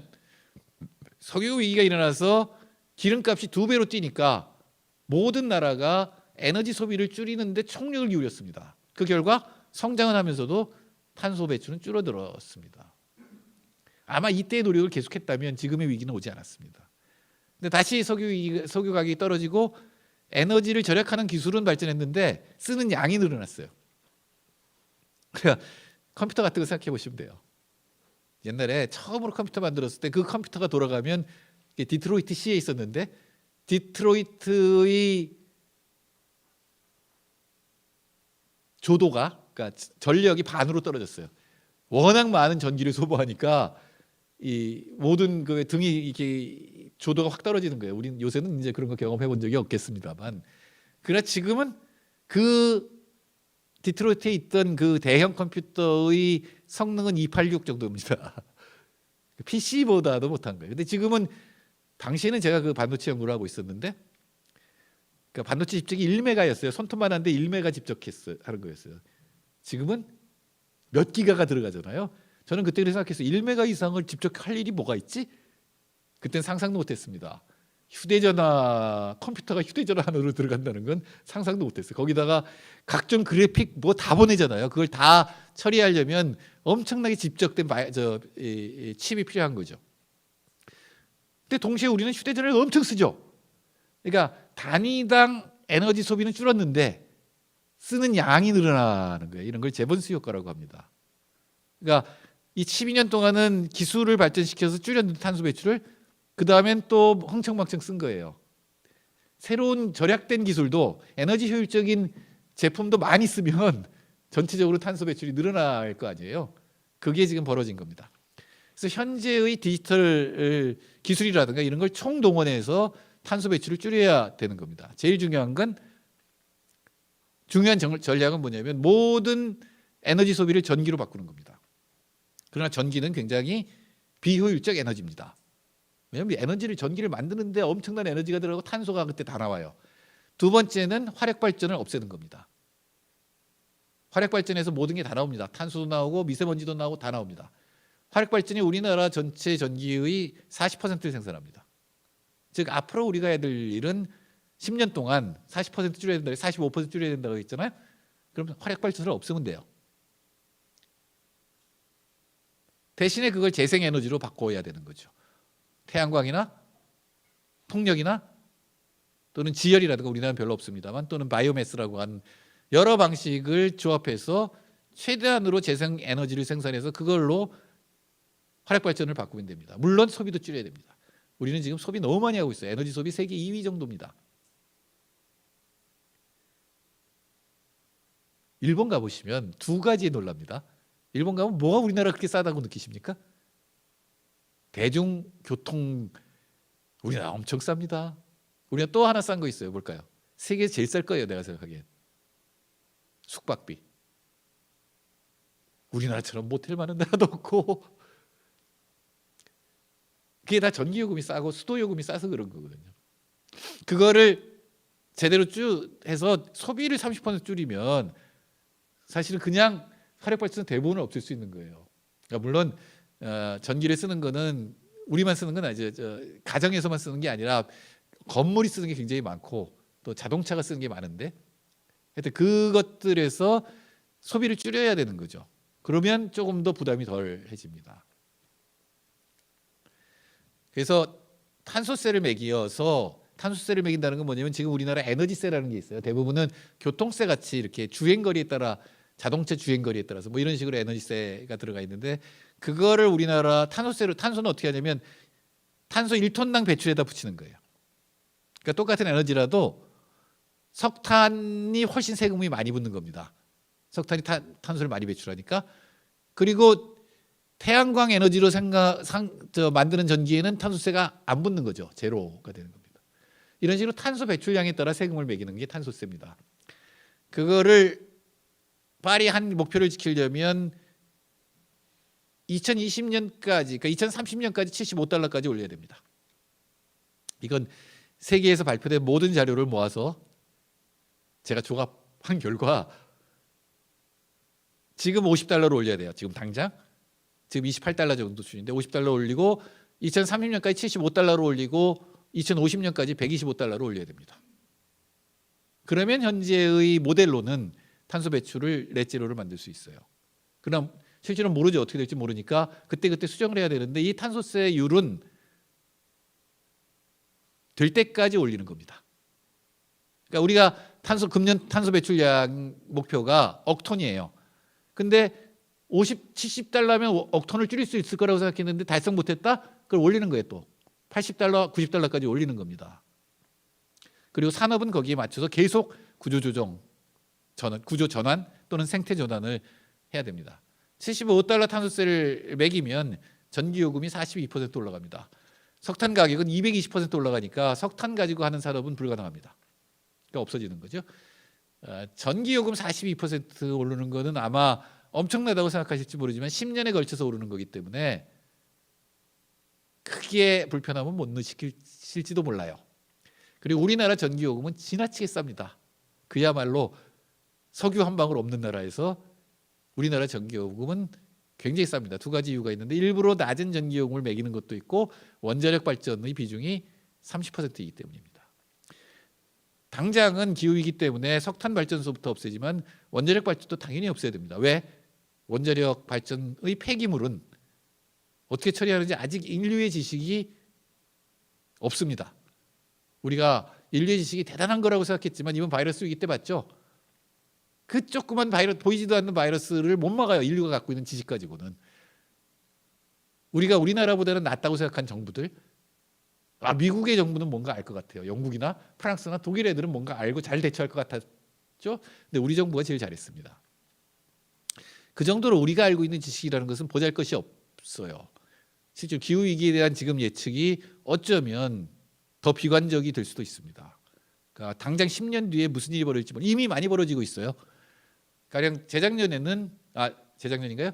호주에 들불이 일어났죠. 무려 5억 마리의 동물이 죽었습니다. 진화가 안 돼요. 그냥 계속 탔습니다. 탈 때까지. 금년 여름에는 시베리아에서 산불이 일어났습니다. 그래서 한반도의 반 정도의 면적이 탔습니다. 근데 시베리아에서 불이 난다는 것은 시베리아 쪽의 온도가 그만큼 올라갔다는 얘기입니다. 최북단에 있는 인간이 사는 마을에 금년 여름에 최고 기록이 38도였습니다. 그 얘기는 굉장히 위험한데, 왜냐하면 시베리아에 가면 툰드라라는 게 있죠. 우리 배웠죠?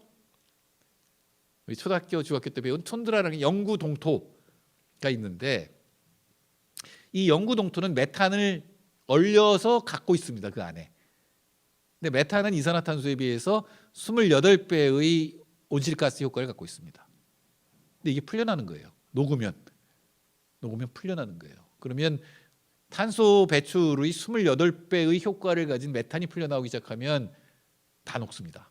그러니까 기온은 빨리 올라갈 것이고 바닷물 상승하고 바다 산성화됩니다. 그러니까 시베리아 산불은 바로 그런 일이 일어나기 직전 이미 녹고 있습니다. 동토는.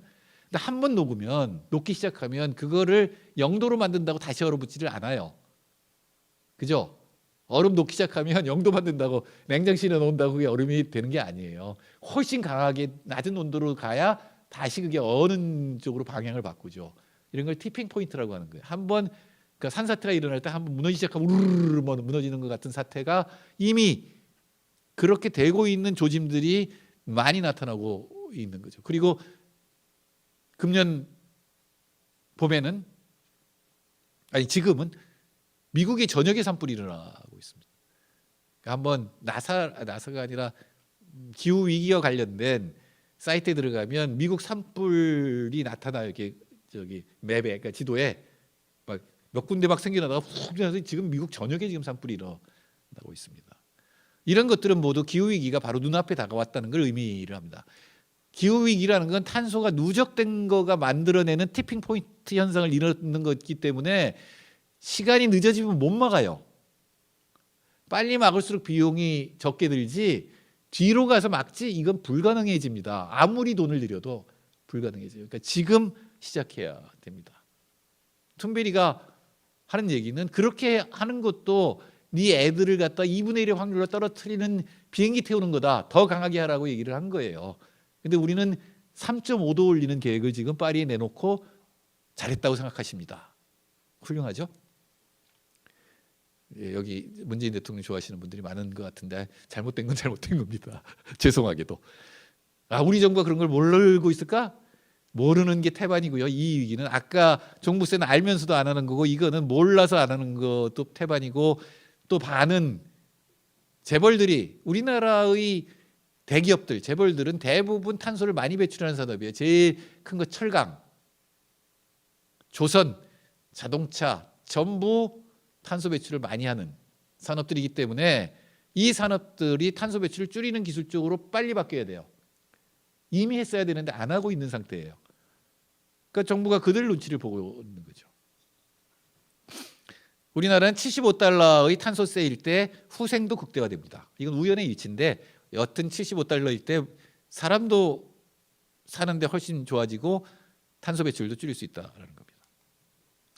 근데 우리나라만 하면 어쩌냐, 이게 가장 큰 문제입니다. 기후위기는 나만 하면 뭐해? 딴 사람들이 안 하는데, 또는 딴 사람들이 다 하면 나는 안 해도 되겠지. 이게 죄수의 딜레마라고 하는 겁니다.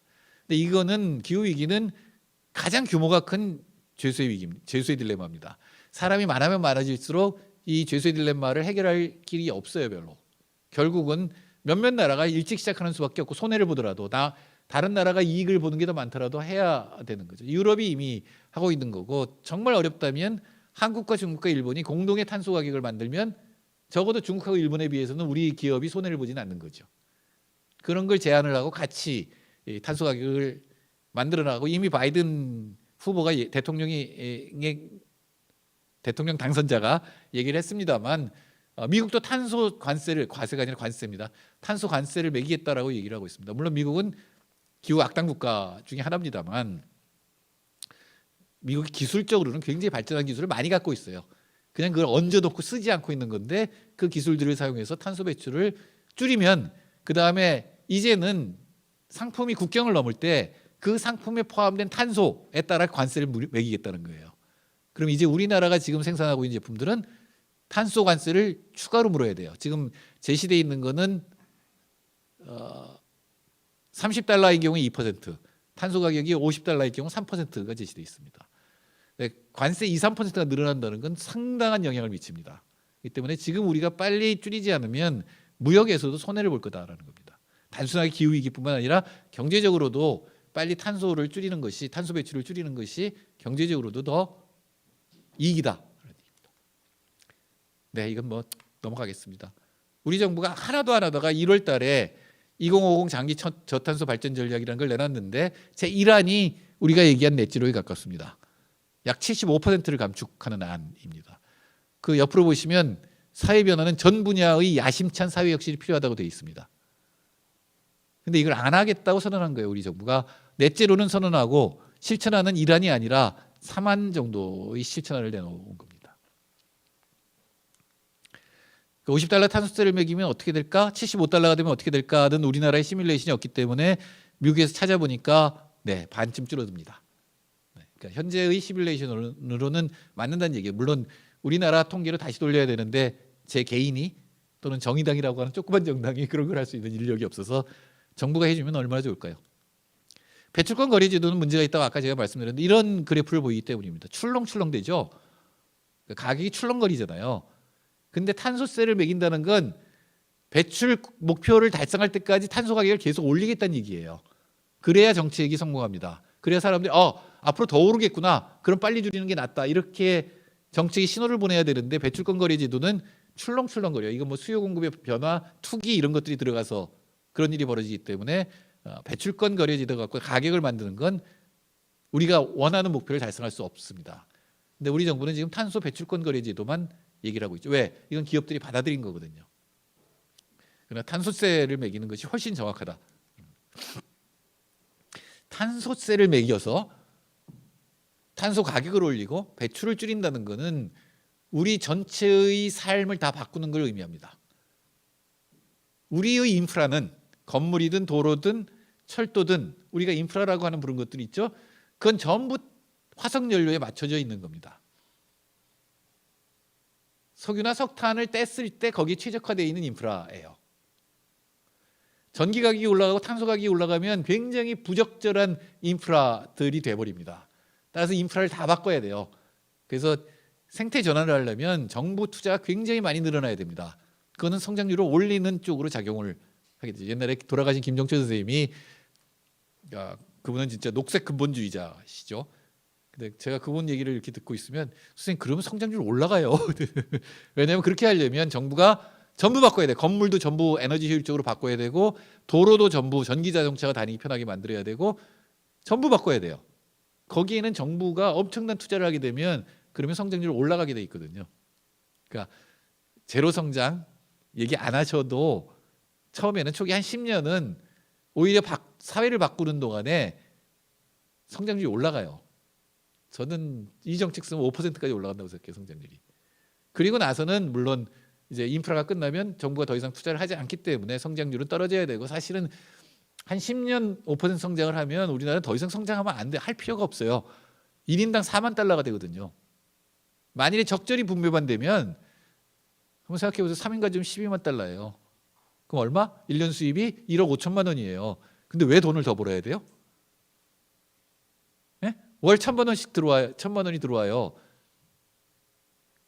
분배만 똑같이 되면. 지금은 $30,000지만 그게 이 상위 10%가 가져가는 돈이 굉장히 많습니다. 자산의 경우 66%를 상위 10%가 갖고 있습니다. 그러니까 이걸 평등하게 만드는 만 하면 우리는 탄소가 없는 데서 좀 더 정의롭고 좀 더 평등하게 아이들이 희망을 갖고 그리고 훨씬 더 맑은 깨끗한 환경 속에서 살 수 있습니다. 왜 안 할까요? 이렇게 좋은 게 있는데 왜 안 할까요? 하라고 시민들이 목소리를 높여야 됩니다. 안 하겠다는 데는 떨어뜨려야 됩니다. 그걸 안 하면 계속 탄소 집단들, 석유, 화석연료 집단들이 힘을 발휘하고 그들의 목소리가 높아지고 그들을 따라가다 보면 기후위기는 확실하게 옵니다. 저는 관계가 별로 없어요. 제가 지금 나이 60이거든요. 20년 뒤에 확실히 죽어요. 그러나 여러분은 문제입니다. 여러분이. 사실은 청년들의 문제입니다. 노인들한테 저 같은 사람들에 맡겨놓으면 급진적 정책을 안 써요. 왜? 자기 일이 아니거든요. 그리고 정보를 듣는데 되도록이면 자기한테 편한 얘기만 들으려고 해요. 아이 그렇게 안 일어났는데 무슨 기후위기 그거 아무도 몰라. 그러면 모른다는데 아직 잘 이러면서 지금 정책을 안 쓰려고 하겠죠. 근데 가장 영향을 많이 받는 애들은 어릴수록 영향을 많이 받겠죠. 태어나지도 않은 애들은 더 큰 영향을 받겠죠. 근데 그 아이들한테는 투표권이 없죠. 목소리도 안 높아요. 그래서 제가 지금 주장은 우리나라 빨리 생태 전환에 성공하려면 지금 50대 이상 다 쫓아내야 됩니다. 국회에서. 관료들도 다 없애야 돼요.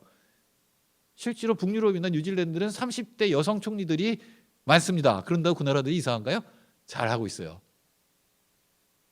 저는 국회에 법을 동원해서 40세 이상은 출마 못하게 하면 어떨까요? 그럼 우리나라 확 바뀝니다. 진짜 잘 바뀔 겁니다. 농담입니다만 그럴 정도여야 하는데 지금 우리나라는 50대 남자들이 점점 더 많아지고 있어요. 심각하죠. 왜 이렇게 웃으세요? 그래서 2030년까지 탄소 배출을 줄이려면 일단 세웠죠. 그럼 그거에 대한 실천 전략들이 쭉 뒤에 따라 나와야 되는 겁니다. 태양광 에너지로 어느 정도를 바꾸고 태양광 에너지도 세울 때 많아요. 고속도로 보면 옆에 방벽 있죠. 그거 다 태양광 에너지 발전소로 바꿀 수 있습니다. 수소 경제는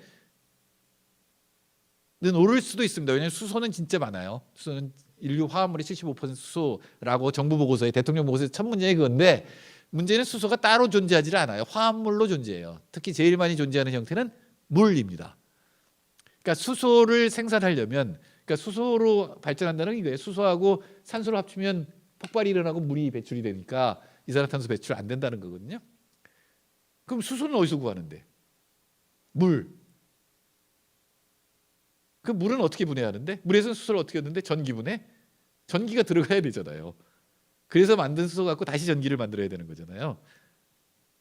더구나 그 전기가 화력발전소에서 만든 거라면 수소를 만들어서 수소 발전을 해봐야 그걸로 자동차가 가봐야 탄소 배출을 줄이는 게 아니에요. 이미 처음의 전기 분해하는 전기를 만들 때 탄소가 배출됐기 때문에.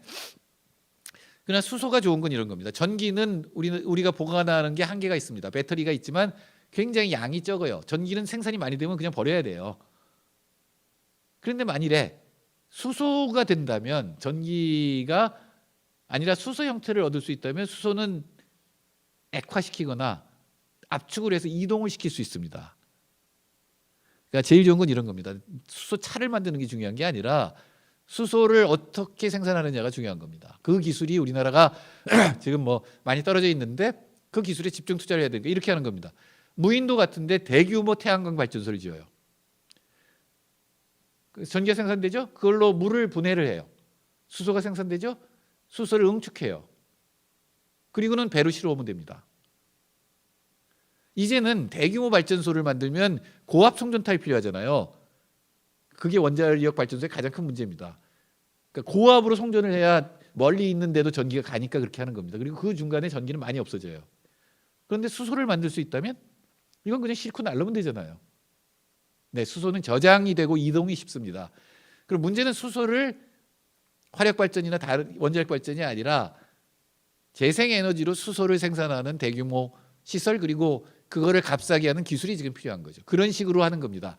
그러니까 뉴딜이 필요하고 거기 있는 디지털 기술도 많이 필요해요. 왜냐하면 스마트 그리드라는 게 필요해요. 태양광 발전이나 풍력 발전은 발전의 양이 일정하지가 않아요. 밤에는 태양광 발전은 안 되는 거잖아요. 바람이 안 부는 날은 풍력 발전이 안 되잖아요. 그러니까 이것들이 생산됐을 때 또 멀리 보내면 안 되죠. 그러니까 약하기 때문에 멀리 못 보내요. 그럼 그 부분에서 전기 수요와 공급을 맞추는 것들을 조절해주는 자동 장치 같은 게 필요한데 그게 스마트 그리드라는 겁니다. 이건 다 디지털 기술이에요. 중요한 거는 지금 재벌들이 원하는 디지털 기술을 개발하는 게 아니고 뭐 물론 일부는 필요합니다. 지금 탄소 배출을 반으로 줄이는 데 필요한 기술들, 디지털 기술들에 총력 투자를 해야 되는 겁니다. 정부가. 지금은 그게 돈이 안 되기 때문에 기업이 안 하려고 해요. 아주 쉬운 예를 들면 이거 여러분이 전기차가 좋다는 건 다 아는데 전기차 안 사시는 이유는 뭐예요? 못 사는 이유는 충전이 없어요. 충전이 마땅치가 않아요. 충전소를 세우면 되겠네? 충전소가 없는 이유는 전기차가 많지가 않아요. 이게 닭과 달걀 사이 관계예요. 그럼 어떻게 하면 돼요? 정부가 충전소를 만들면 됩니다. 그러면 전기차가 늘어나겠죠? 그럼 충전소도 이제 사업이 되겠죠. 그럼 도로 팔거나 민영화, 아니면 정부가 계속 갖고 있으면서 거기서 나온 수익을 국민들한테 돌려주면 되죠. 예, 충전소 배당금도 받을 겁니다, 앞으로. 그런 식으로 정부가 탄소 배출을 반으로 줄이기 위한 모든 정책을 만들어내는 것, 그리고 정부가 앞장서서 투자를 하는 것, 그것이 그린 뉴딜의 핵심 내용입니다. 8시 반이 됐네요. 감사합니다. 지금부터 5분, 10분이요? 10분 쉬시고 10분 뒤부터 질문을 받도록 하겠습니다. 좀 이따 뵙겠습니다. 네, 잘 쉬셨나요? 먼저 채팅창으로 들어온 질문부터 답변을 하겠습니다. 세컨드 크랭님, 강연을 듣고 내용도 좋고 이해도 잘 되지만 감사합니다. 오히려 경제적인 희망보다는 무력함이 커집니다. 네, 제가 요즘은 강연 다니는 게 꺼려져요. 너무 절망적인 상황을 많이 얘기를 하기 때문에. 그러나 그게 현실입니다.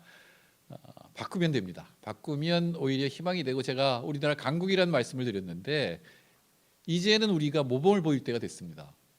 탄소 배출을 획기적으로 줄이는, 우리나라 옛날에 경제 성장을 했을 때처럼 그러니까 기적적으로 빠른 속도로 줄일 수 있다는 것을 보여주면서 존경을 받을 수 있는 나라가 될 수 있다. 이번에 방역 성공은 바로 그런 우리의 능력을 보여줍니다. 저는 다음 지도자가 탄소 배출에 관한 정확한 정보를 국민들한테 알리고, 이제는 우리가 바이러스 막을 때처럼 총력을 기울여서 해야 되고 하면 대단히 잘할 수 있다라고 하는 그런 자신감을 불어넣어야 된다고 생각합니다. 그런 분이 어디 있을까요? 찾으십시오. 찾아서 미루면 됩니다. 두 번째, 김은하님, 태양광 설치로 인한 생태 파괴에 대한 문제점이 제기되고 있는데 이 부분에 대한 보완할 수 있는 방법은 많습니다. 그러니까 일단 우리 정부는 그거 다 박근혜 정부 때 세운 거다 이러는데, 산에다가 설치하는 거는 물론 좋은 방법이 아니죠. 근데 산을 이미 경기도 부근에, 서울 부근에 이미 많이 깎아놨어요. 저는 골프장에 태양광 설치하면 굉장히 좋을 것 같아요. 사실은 비행기 타고 오다 보면 서울 부근에 오면 지금은 그런 걸 잘 모르시겠습니다. 옛날에는 남학생들 머리 긴다고 선생님이 이렇게 이 바리깡이라는 거로 쭉 밀어놓으면 이렇게 가운데만 하얗게 됐었어요. 근데 서울 부근 산이 그래요. 오다 보면 비행기에서 내려다 보면 이렇게 밀어놓은 것 같아요, 다.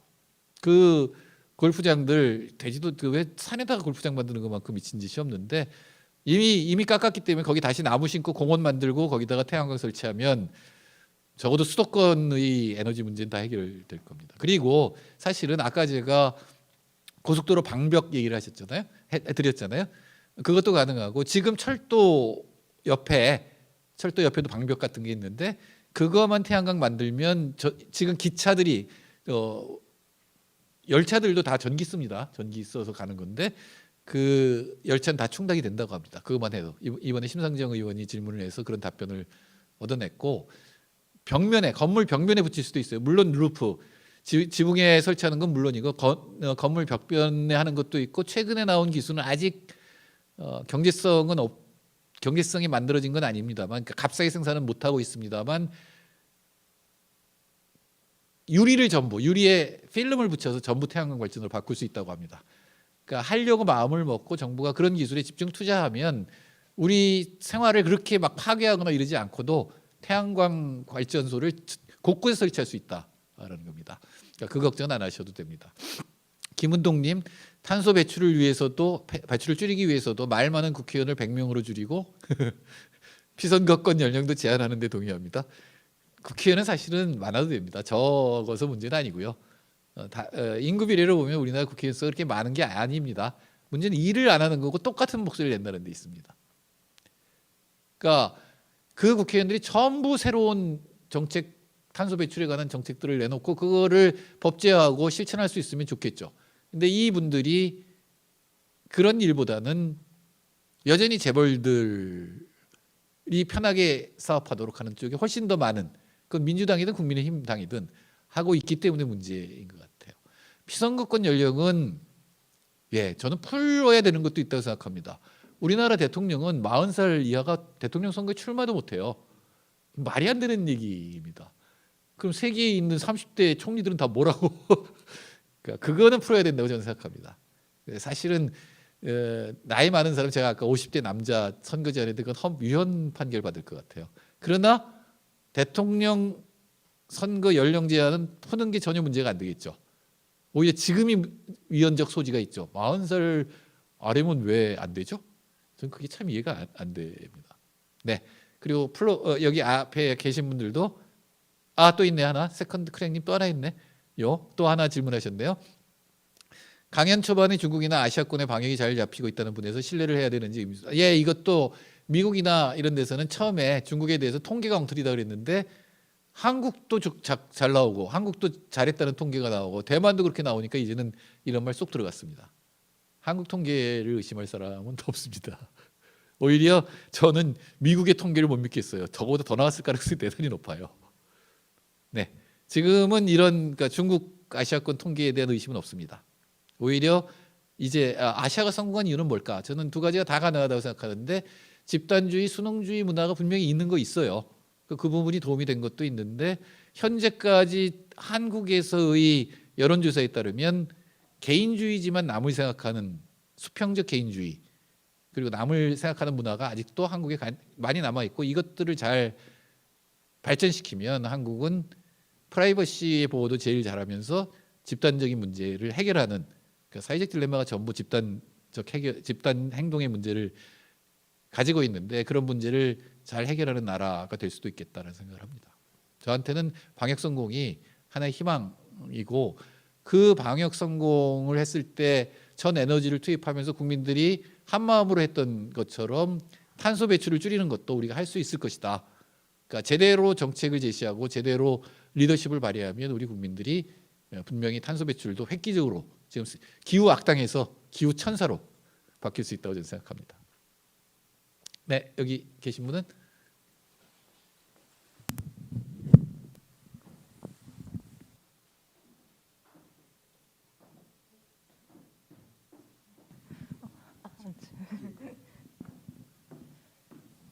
아이고. 네. 안녕하세요. 오늘 네. 강의 너무 흥미롭게 너무 잘 들었고 저도 개인적으로 너무 환경 위기 문제에 관심이 많아서 좀 생활 속에서 개인적으로 실천할 수 있는 방법들을 또 실행하면서 지내고 있는데 이제는 정말 아무것도 안 하는 게 환경을 위해서 우리가 가장 잘 할 수 있는 일이라는 얘기가 있을 정도로 정말 이 위기가 심각하게 다가오고 그리고 지금 골든타임이라는 얘기를 들었었거든요. 그래서 그런 상황에서 우리가 가장 우선시 해야 될 행동 같은 거는 무엇이 있을지 그리고 선생님께서도 말씀하셨듯이 어떤 시민들이 모여서 기업을 움직이는 그런 행동을 이제 하면 좋겠는데 그렇게 할 수 있는 가장 효과적인 방법이 뭐가 있을지 그리고 만약에 그렇게 했는데도 기업이나 정부의 태도나 이런 게 변화가 없다면 그러면 우리는 또 어떻게 또 할 수 있을까요? 네, 감사합니다. 제일 중요한 거는 투표를 잘하는 겁니다. 그러니까 기후 위기에 대한 정확한 해법을 제시하는 정치인들을 뽑아서 그분들이 목소리가 커져야지. 국회에서 목소리가 커지면 정부도 국회에 따라가야 되기 때문에 그런 분들을 뽑는 겁니다. 이제는 당을 뽑거나 저 당은 안 되기 때문에 이 당을 뽑고 하는 방식으로는 똑같거든요. 그러니까 제가 보기에 기후 위기에 대해서는 두 거대 야당이 거대 여야당이 다 똑같은 상태입니다. 그러니까 저는 탄소세하고 종부세에 대해서 정확한 얘기를 하는 분들을 뽑으면 된다. 그게 제일 일반 시민들이 해야 될 가장 중요한 일이라고 생각이 되고요. 그 외에는 에너지 절약하는 수많은 일들이 있겠죠. 근데 제가 이혼 안 당하기 위해서 차 여사라고 꼭 경칭을 붙이는데 밖에 나가서 그런 소리 하지 마라. 네가 집에서 얼마나 전기 소비를 많이 하고 물도 펑펑펑 쓰고 하는지를 자기가 다 밝히겠다고. 네, 일단 분명히 그게 있습니다. 탄소 배출을 줄이기 위해서 제일 중요한 거는 전기 생산을 어떻게 하느냐, 에너지 효율적인 걸로 바꾸는 겁니다만 사실은 생활 태도 같은 걸 다 바꿔야 됩니다. 그래서 그걸 유지하려면 탄소 배출이 안 되는 상태를 유지하려면 삶이 바뀌어야 되는 거죠. 생태적인 삶이라고 하는 쪽으로 바뀌어야 되는 거고 예를 들어서 육식을 줄일 수밖에 없습니다. 그러니까 이 동물성 단백질을 얻기 위해 들어가는 에너지가 굉장히 많고 거기서 또 특히 메탄이 많이 발생하거든요. 메탄 발생의 대부분은 공장식 사육에서 나옵니다. 그러니까 그런 식으로 굉장히 어렵지만 노력해서 할 수 있는 일들이거든요. 이 얘기도 하지 말라고 우리 차 여사께서 네가 얼마나 고기를 툭하면 고기 먹으러 가자 그러면서 어쨌든 그렇게 전체적으로 바뀌어야 되고 그때쯤이 되면은 넷제로를 하려면 어떤 것들을 해야 된다라는 게 이제 그 시민들이 실천해야 될 일들 같은 것들이 이제 많이 제시되고 뭐 그런 건 다 우리들이 아이디어를 내놓고 같이 실천을 하면 되겠죠. 중요한 건 투표입니다.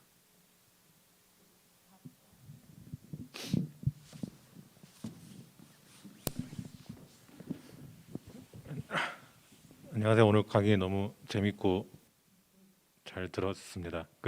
제가 이제 교수님 강의 들으면서 좀 많이 궁금한 게 사실 이제 교수님이 오늘 말씀해주신 많은 내용들이 사실 대한민국 사람 모두가 다 알아야 된다라고 생각을 어느 부분에서 좀 들어야지 좀 이게 행동으로 옮겨지고 정치인들을 압박하고 할 수 있을 거라는 생각이 들더라고요. 근데 이제 제가 이제 초등학교 3학년 아이가 있는데 사실 이제 기성세대는 사실 경제 논리나 돈의 논리 때문에 이런 것들이 잘 안 바뀐다라고 보면은 사실 아직 아무것도 모르는 그 학생들을 대상으로 이런 교육들을 하는 게 훨씬 효과적일 수도 있다라는 생각이 좀 들었거든요. 네. 근데 실제로는 교육 현장에서 이런 것들이 전혀 이루어지지는 않고 있는 것 같아요. 그러니까 왜 이런 것들이 잘 이루어지지 않고 있으며 그리고 어떻게 하면 이런 것들을 아이들에게 그러니까 초중고생들한테 더 효과적으로 전달하고 얼마나 심각한 상황인지 그리고 아이들이 스스로 이제 운동을 하듯이 학생들이 일어날 수 있는 의식의 전환 같은 게 좀 일어날 수 있게 하려면 어른들이 어떻게 해야 되는지 그런 것들에 대해서 교수님의 의견을 좀 듣고 싶습니다. 교육을 바꿔야죠. 뭐. 그러니까 우리가 성평등을 위해서 그 메인스트리밍이라는 말을 써요. 그러니까 사실 뭐라고 표현해야 될지 번역해야 될지 모르겠는데 예를 들어 노무현 정부에서 참여정부에서는 성인지 예산이라는 걸 꼭 붙이게 했어요. 지금은 없어진 것 같아요.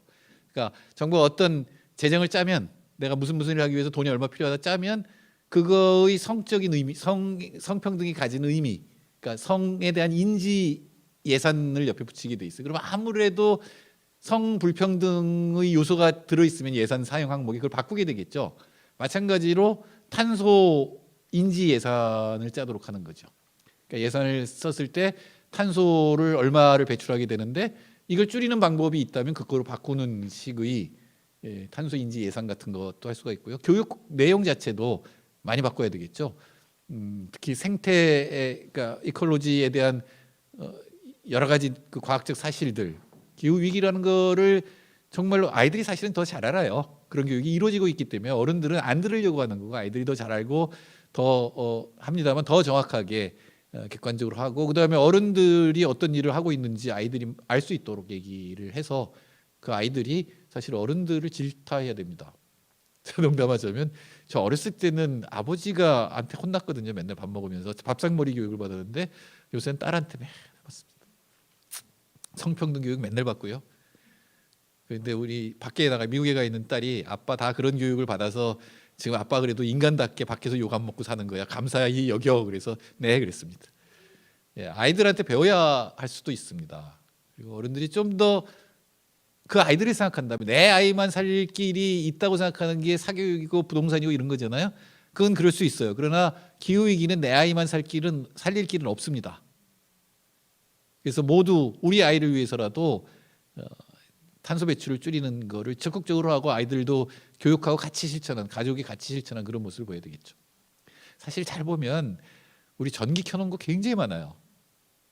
그런 것부터 줄여야 되겠죠. 우리 어렸을 때는 아버지 어머니한테 전기를 켜놓고 자 그런 엄청 혼나는 거였는데 그때는 진짜 귀했으니까 이제 다시 그런 귀함을 느끼게 해야 되는데 그게 가격이에요. 결국은 탄소세를 매기면 전기 가격이 40% 이상 올라가거든요. 그러면 함부로 쓰면 안 되게 되는데 그게 사실은 모든 사람한테 동시에 영향을 미치기 때문에 일단 탄소세를 부과했다고 해서 문제가 해결되는 건 물론 아닙니다. 그러나 탄소세 없이 기후 위기를 해결할 수는 없습니다. 그러니까 이건 필수 전제가 되기 때문에 거기서 실천을 하는 거죠. 근데 전기료 올린다는데 굉장히 많이 반대할 거예요. 틀림없이 세금 더 붙인다는 거에 대해서 그런 거에 대해서 찬성할 수 있어야 됩니다. 바꾸려면 사실은 탄소세를 부과해서 개선해 보면은 탄소를 많이 배출한 사람은 역시 부자들이에요. 그래서 그 사람들한테 부담이 집중되거든요. 근데 좋아지면 모두 똑같이 좋아지는 거잖아요. 그러니까 그거는 보통 사람들한테는 이익인 거거든요. 마찬가지로 종부세는 1%에 부과되는 세금이에요.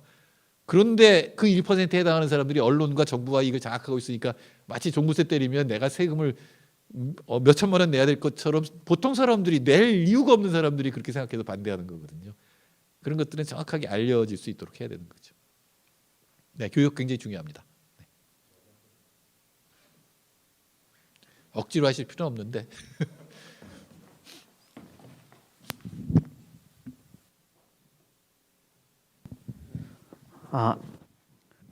요새 제가 굉장히 관심을 갖고 보고 있는 게 지역 간 균형 발전 뭐 이런 거거든요. 그러니까 최근 어젠가요, 오늘인가요, 세종시에 뭐 국회를 세종으로 옮기겠다고 정부 여당이 얘기했던 것도 있는데, 예를 들어 탄소 아까 거래 뭐 이런 것들 국가 단위로 하고 있는 거를 예를 들어 지금 어떻게 되고 있는지 모르겠는데 우리나라 안에 지자체 단위에서 그런 것들이 뭐 이루어지고 있는 것들이 있는지, 또는 그린 뉴딜 관련된 어떤 다양한 정책들과 어떤 이 지역 분산, 지금 너무 서울이나 수도권의 자원들이나 인구수가 몰려 있으니까 이런 것들을 분산시키는 어떤 과정들이 그린 뉴딜 같은 어떤 취지나 목적이랑 잘 뭐 이어질 수 있는지 뭐 이런 것들이 좀 궁금하거든요. 네, 사실은 에너지에 관한 컴팩트 시티라고 해서 집중되어 있는 게 더 유리한 측면이 있습니다. 왜냐하면 수송거리, 이동거리가 짧아지잖아요. 그러나 에너지 생산이라는 측면은 지역이 훨씬 유리합니다. 아까 제가 도시 중심으로 해서 태양광 발전을 얘기했지만 시골에서 할 수 있는 방법은 훨씬 더 많이 있습니다. 요새는 농민들이 그러니까 기술이 발전해서 이제는 논에도 밭에도 태양광 발전을 소를 설치할 수 있습니다. 그러면 산출이 20% 줄어든대요. 왜냐하면 아무래도 태양을 차단하는 측면이 있기 때문에. 그러나 거기서 생산된 전기 수입이 있잖아요. 그러니까 그 수입이 늘어나요. 그러니까 그 부분을 농민들이 잘 설득할 수 있고, 또 기술이 더 발전한다면 논밭에도 설치를 할 수가 있고, 제일 중요한 거는 뭐냐면 군 단위의 에너지 믹스라는 걸 개발하는 겁니다. 그 마을마다 보통 우리나라는 태양광인데 바람이 더 좋은 지역도 있을 거고, 그다음에 바이오매스라는 걸 할 수 있는 지역도 있잖아요. 그러면 그거를 섞어서 에너지 믹스라고 말해요. 재생 가능 에너지의 조합을 만드는 거죠. 그리고 그걸 생산을 하고 그거를 다시 주민들 소입으로 하는 거죠. 그러니까 지금은 문제가 되는 게 뭐냐면, 빨리 정부가, 우리 정책이 대부분 그런데 빨리 하기 위해서 기업들한테 보조금을 줘서 태양광 발전 설치하라 그러니까 막 아무데나 막 설치하고 주민들하고 마찰을 일으키잖아요. 근데 주민들은 어떻게 해야 그 마을의 자연을 제일 덜 해치고 태양광을 에너지를 많이 생산하는 데를 알잖아요. 자기네 지역이니까. 그런 것들을 같이 만들고 설치하고 거기서 나오는 전기는 그 지역에서 쓰면 되는 거죠. 그런 것들이 사실은 지역 자체에도 굉장히 중요한 역할을 하게 될 겁니다. 앞으로는 그 탄소 배출을 줄이거나 특히 나무, 숲 이런 것들이 전부 이산화탄소를 흡수하는 거기 때문에 거기에 대한 배당을 할 수도 있습니다. 왜냐하면 전체에 기여하는 거잖아요. 사회 전체에 기여하는데 그 기여에 대한 보답이 지금 없는 상태이기 때문에 그 기여에 대한 보답, 그런 게 농민수당, 생태수당 이런 식으로 들어갈 그 수당을 만들어낼 수도 있습니다. 사실은 지역이 할 일이 굉장히 많이 있고, 지역이 자발적으로 해서 자기 지역의 문제, 에너지 문제를 해결해 버리면 사실 그렇게 대형 발전소를 지을 이유가 하나도 없거든요. 그러니까 분산 에너지라는 건데 그런 것들을 해야 되고, 그런 것들이 가능하도록 하는 거는 근데 스마트 그리드라든가 전력을 훨씬 더 효율적으로 사용하는 것들은 중앙 정부가 해야 될 일이죠. 또 지방 정부가 할 일이 하나가 있는데, 비효율적 건물이 제일 많은 데는, 물론 제가 농담처럼 세계에서 제일 비효율적인 건물이 많은 데는 백스코라고 얘기를 합니다. 해운대가에 그 고층 아파트를 난 세우기 한 것도 이상한데 그걸 다 유리로 만들어 놨잖아요. 그게 여름에는 한 달 전기료가 100만 원이 나온대요. 그 바닷가 햇빛이 그냥 온통 다 집으로 들어오는데 그거를 냉방을 하려면 얼마나 에너지가 많이 필요하겠어요. 근데 또 하나 비효율적인 거는 시골의 농가 어르신들 사는 농가들은 진짜 비효율적입니다. 바람이 술술 통하고 막 이러잖아요. 그런 주택 개량부터 시작을 해야 되겠죠. 지금은 그 전기를 굉장히 싸게 했기 때문에 옛날에는 골로 쓰고 뭐 이러는 걸 전부 지금 전기로 다 하거든요. 근데 에너지가 굉장히 위에 막 우풍 불고 막 이러니까 굉장히 많이 써야 돼요, 그거를. 그러니까 먼저 전기료 올릴 때는 그거 이상으로 주택 개량해서 주택의 에너지 효율을 30% 이상 올리면 전기료 30% 올려도 옛날이랑 달라지는 게 없거든요. 그러니까 그런 주택 개량 사업도 간단한 사업이지만 사람은 많이 필요하고 이런 거는 군 내 어떤 주택 개량 협동조합 같은 걸 만들어서 그 지역의 그 지역의 사람들은 누가 제일 문제이고 누가 제일 필요로 하는 다 하니까 그분들 주택부터 고쳐나가는 것들 이런 것들도 지역이 해야 될 일입니다. 사실은 지역에서 아이디어가 나오는 것들이 훨씬 더 많을 가능성이 높습니다. 네, 지금까지 와서 들어주시고 또 시청해 주셔서 감사합니다. 다음에 뵙겠습니다. 감사합니다.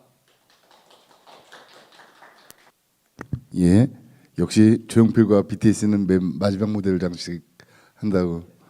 예, 양 마지막 강의에 정태인 교수님이 자칫 어렵고 무거운 얘기를 갖다가 명쾌하고 재미있게 풀어주셔서 다시 한번 감사드리겠습니다. 예, 예 이로써 이제 다살이 야학이 이제 끝이 났고요. 예, 재밌는 기획을 갖고 예, 조만간 다시 찾아뵙도록 하겠습니다. 예, 감사합니다.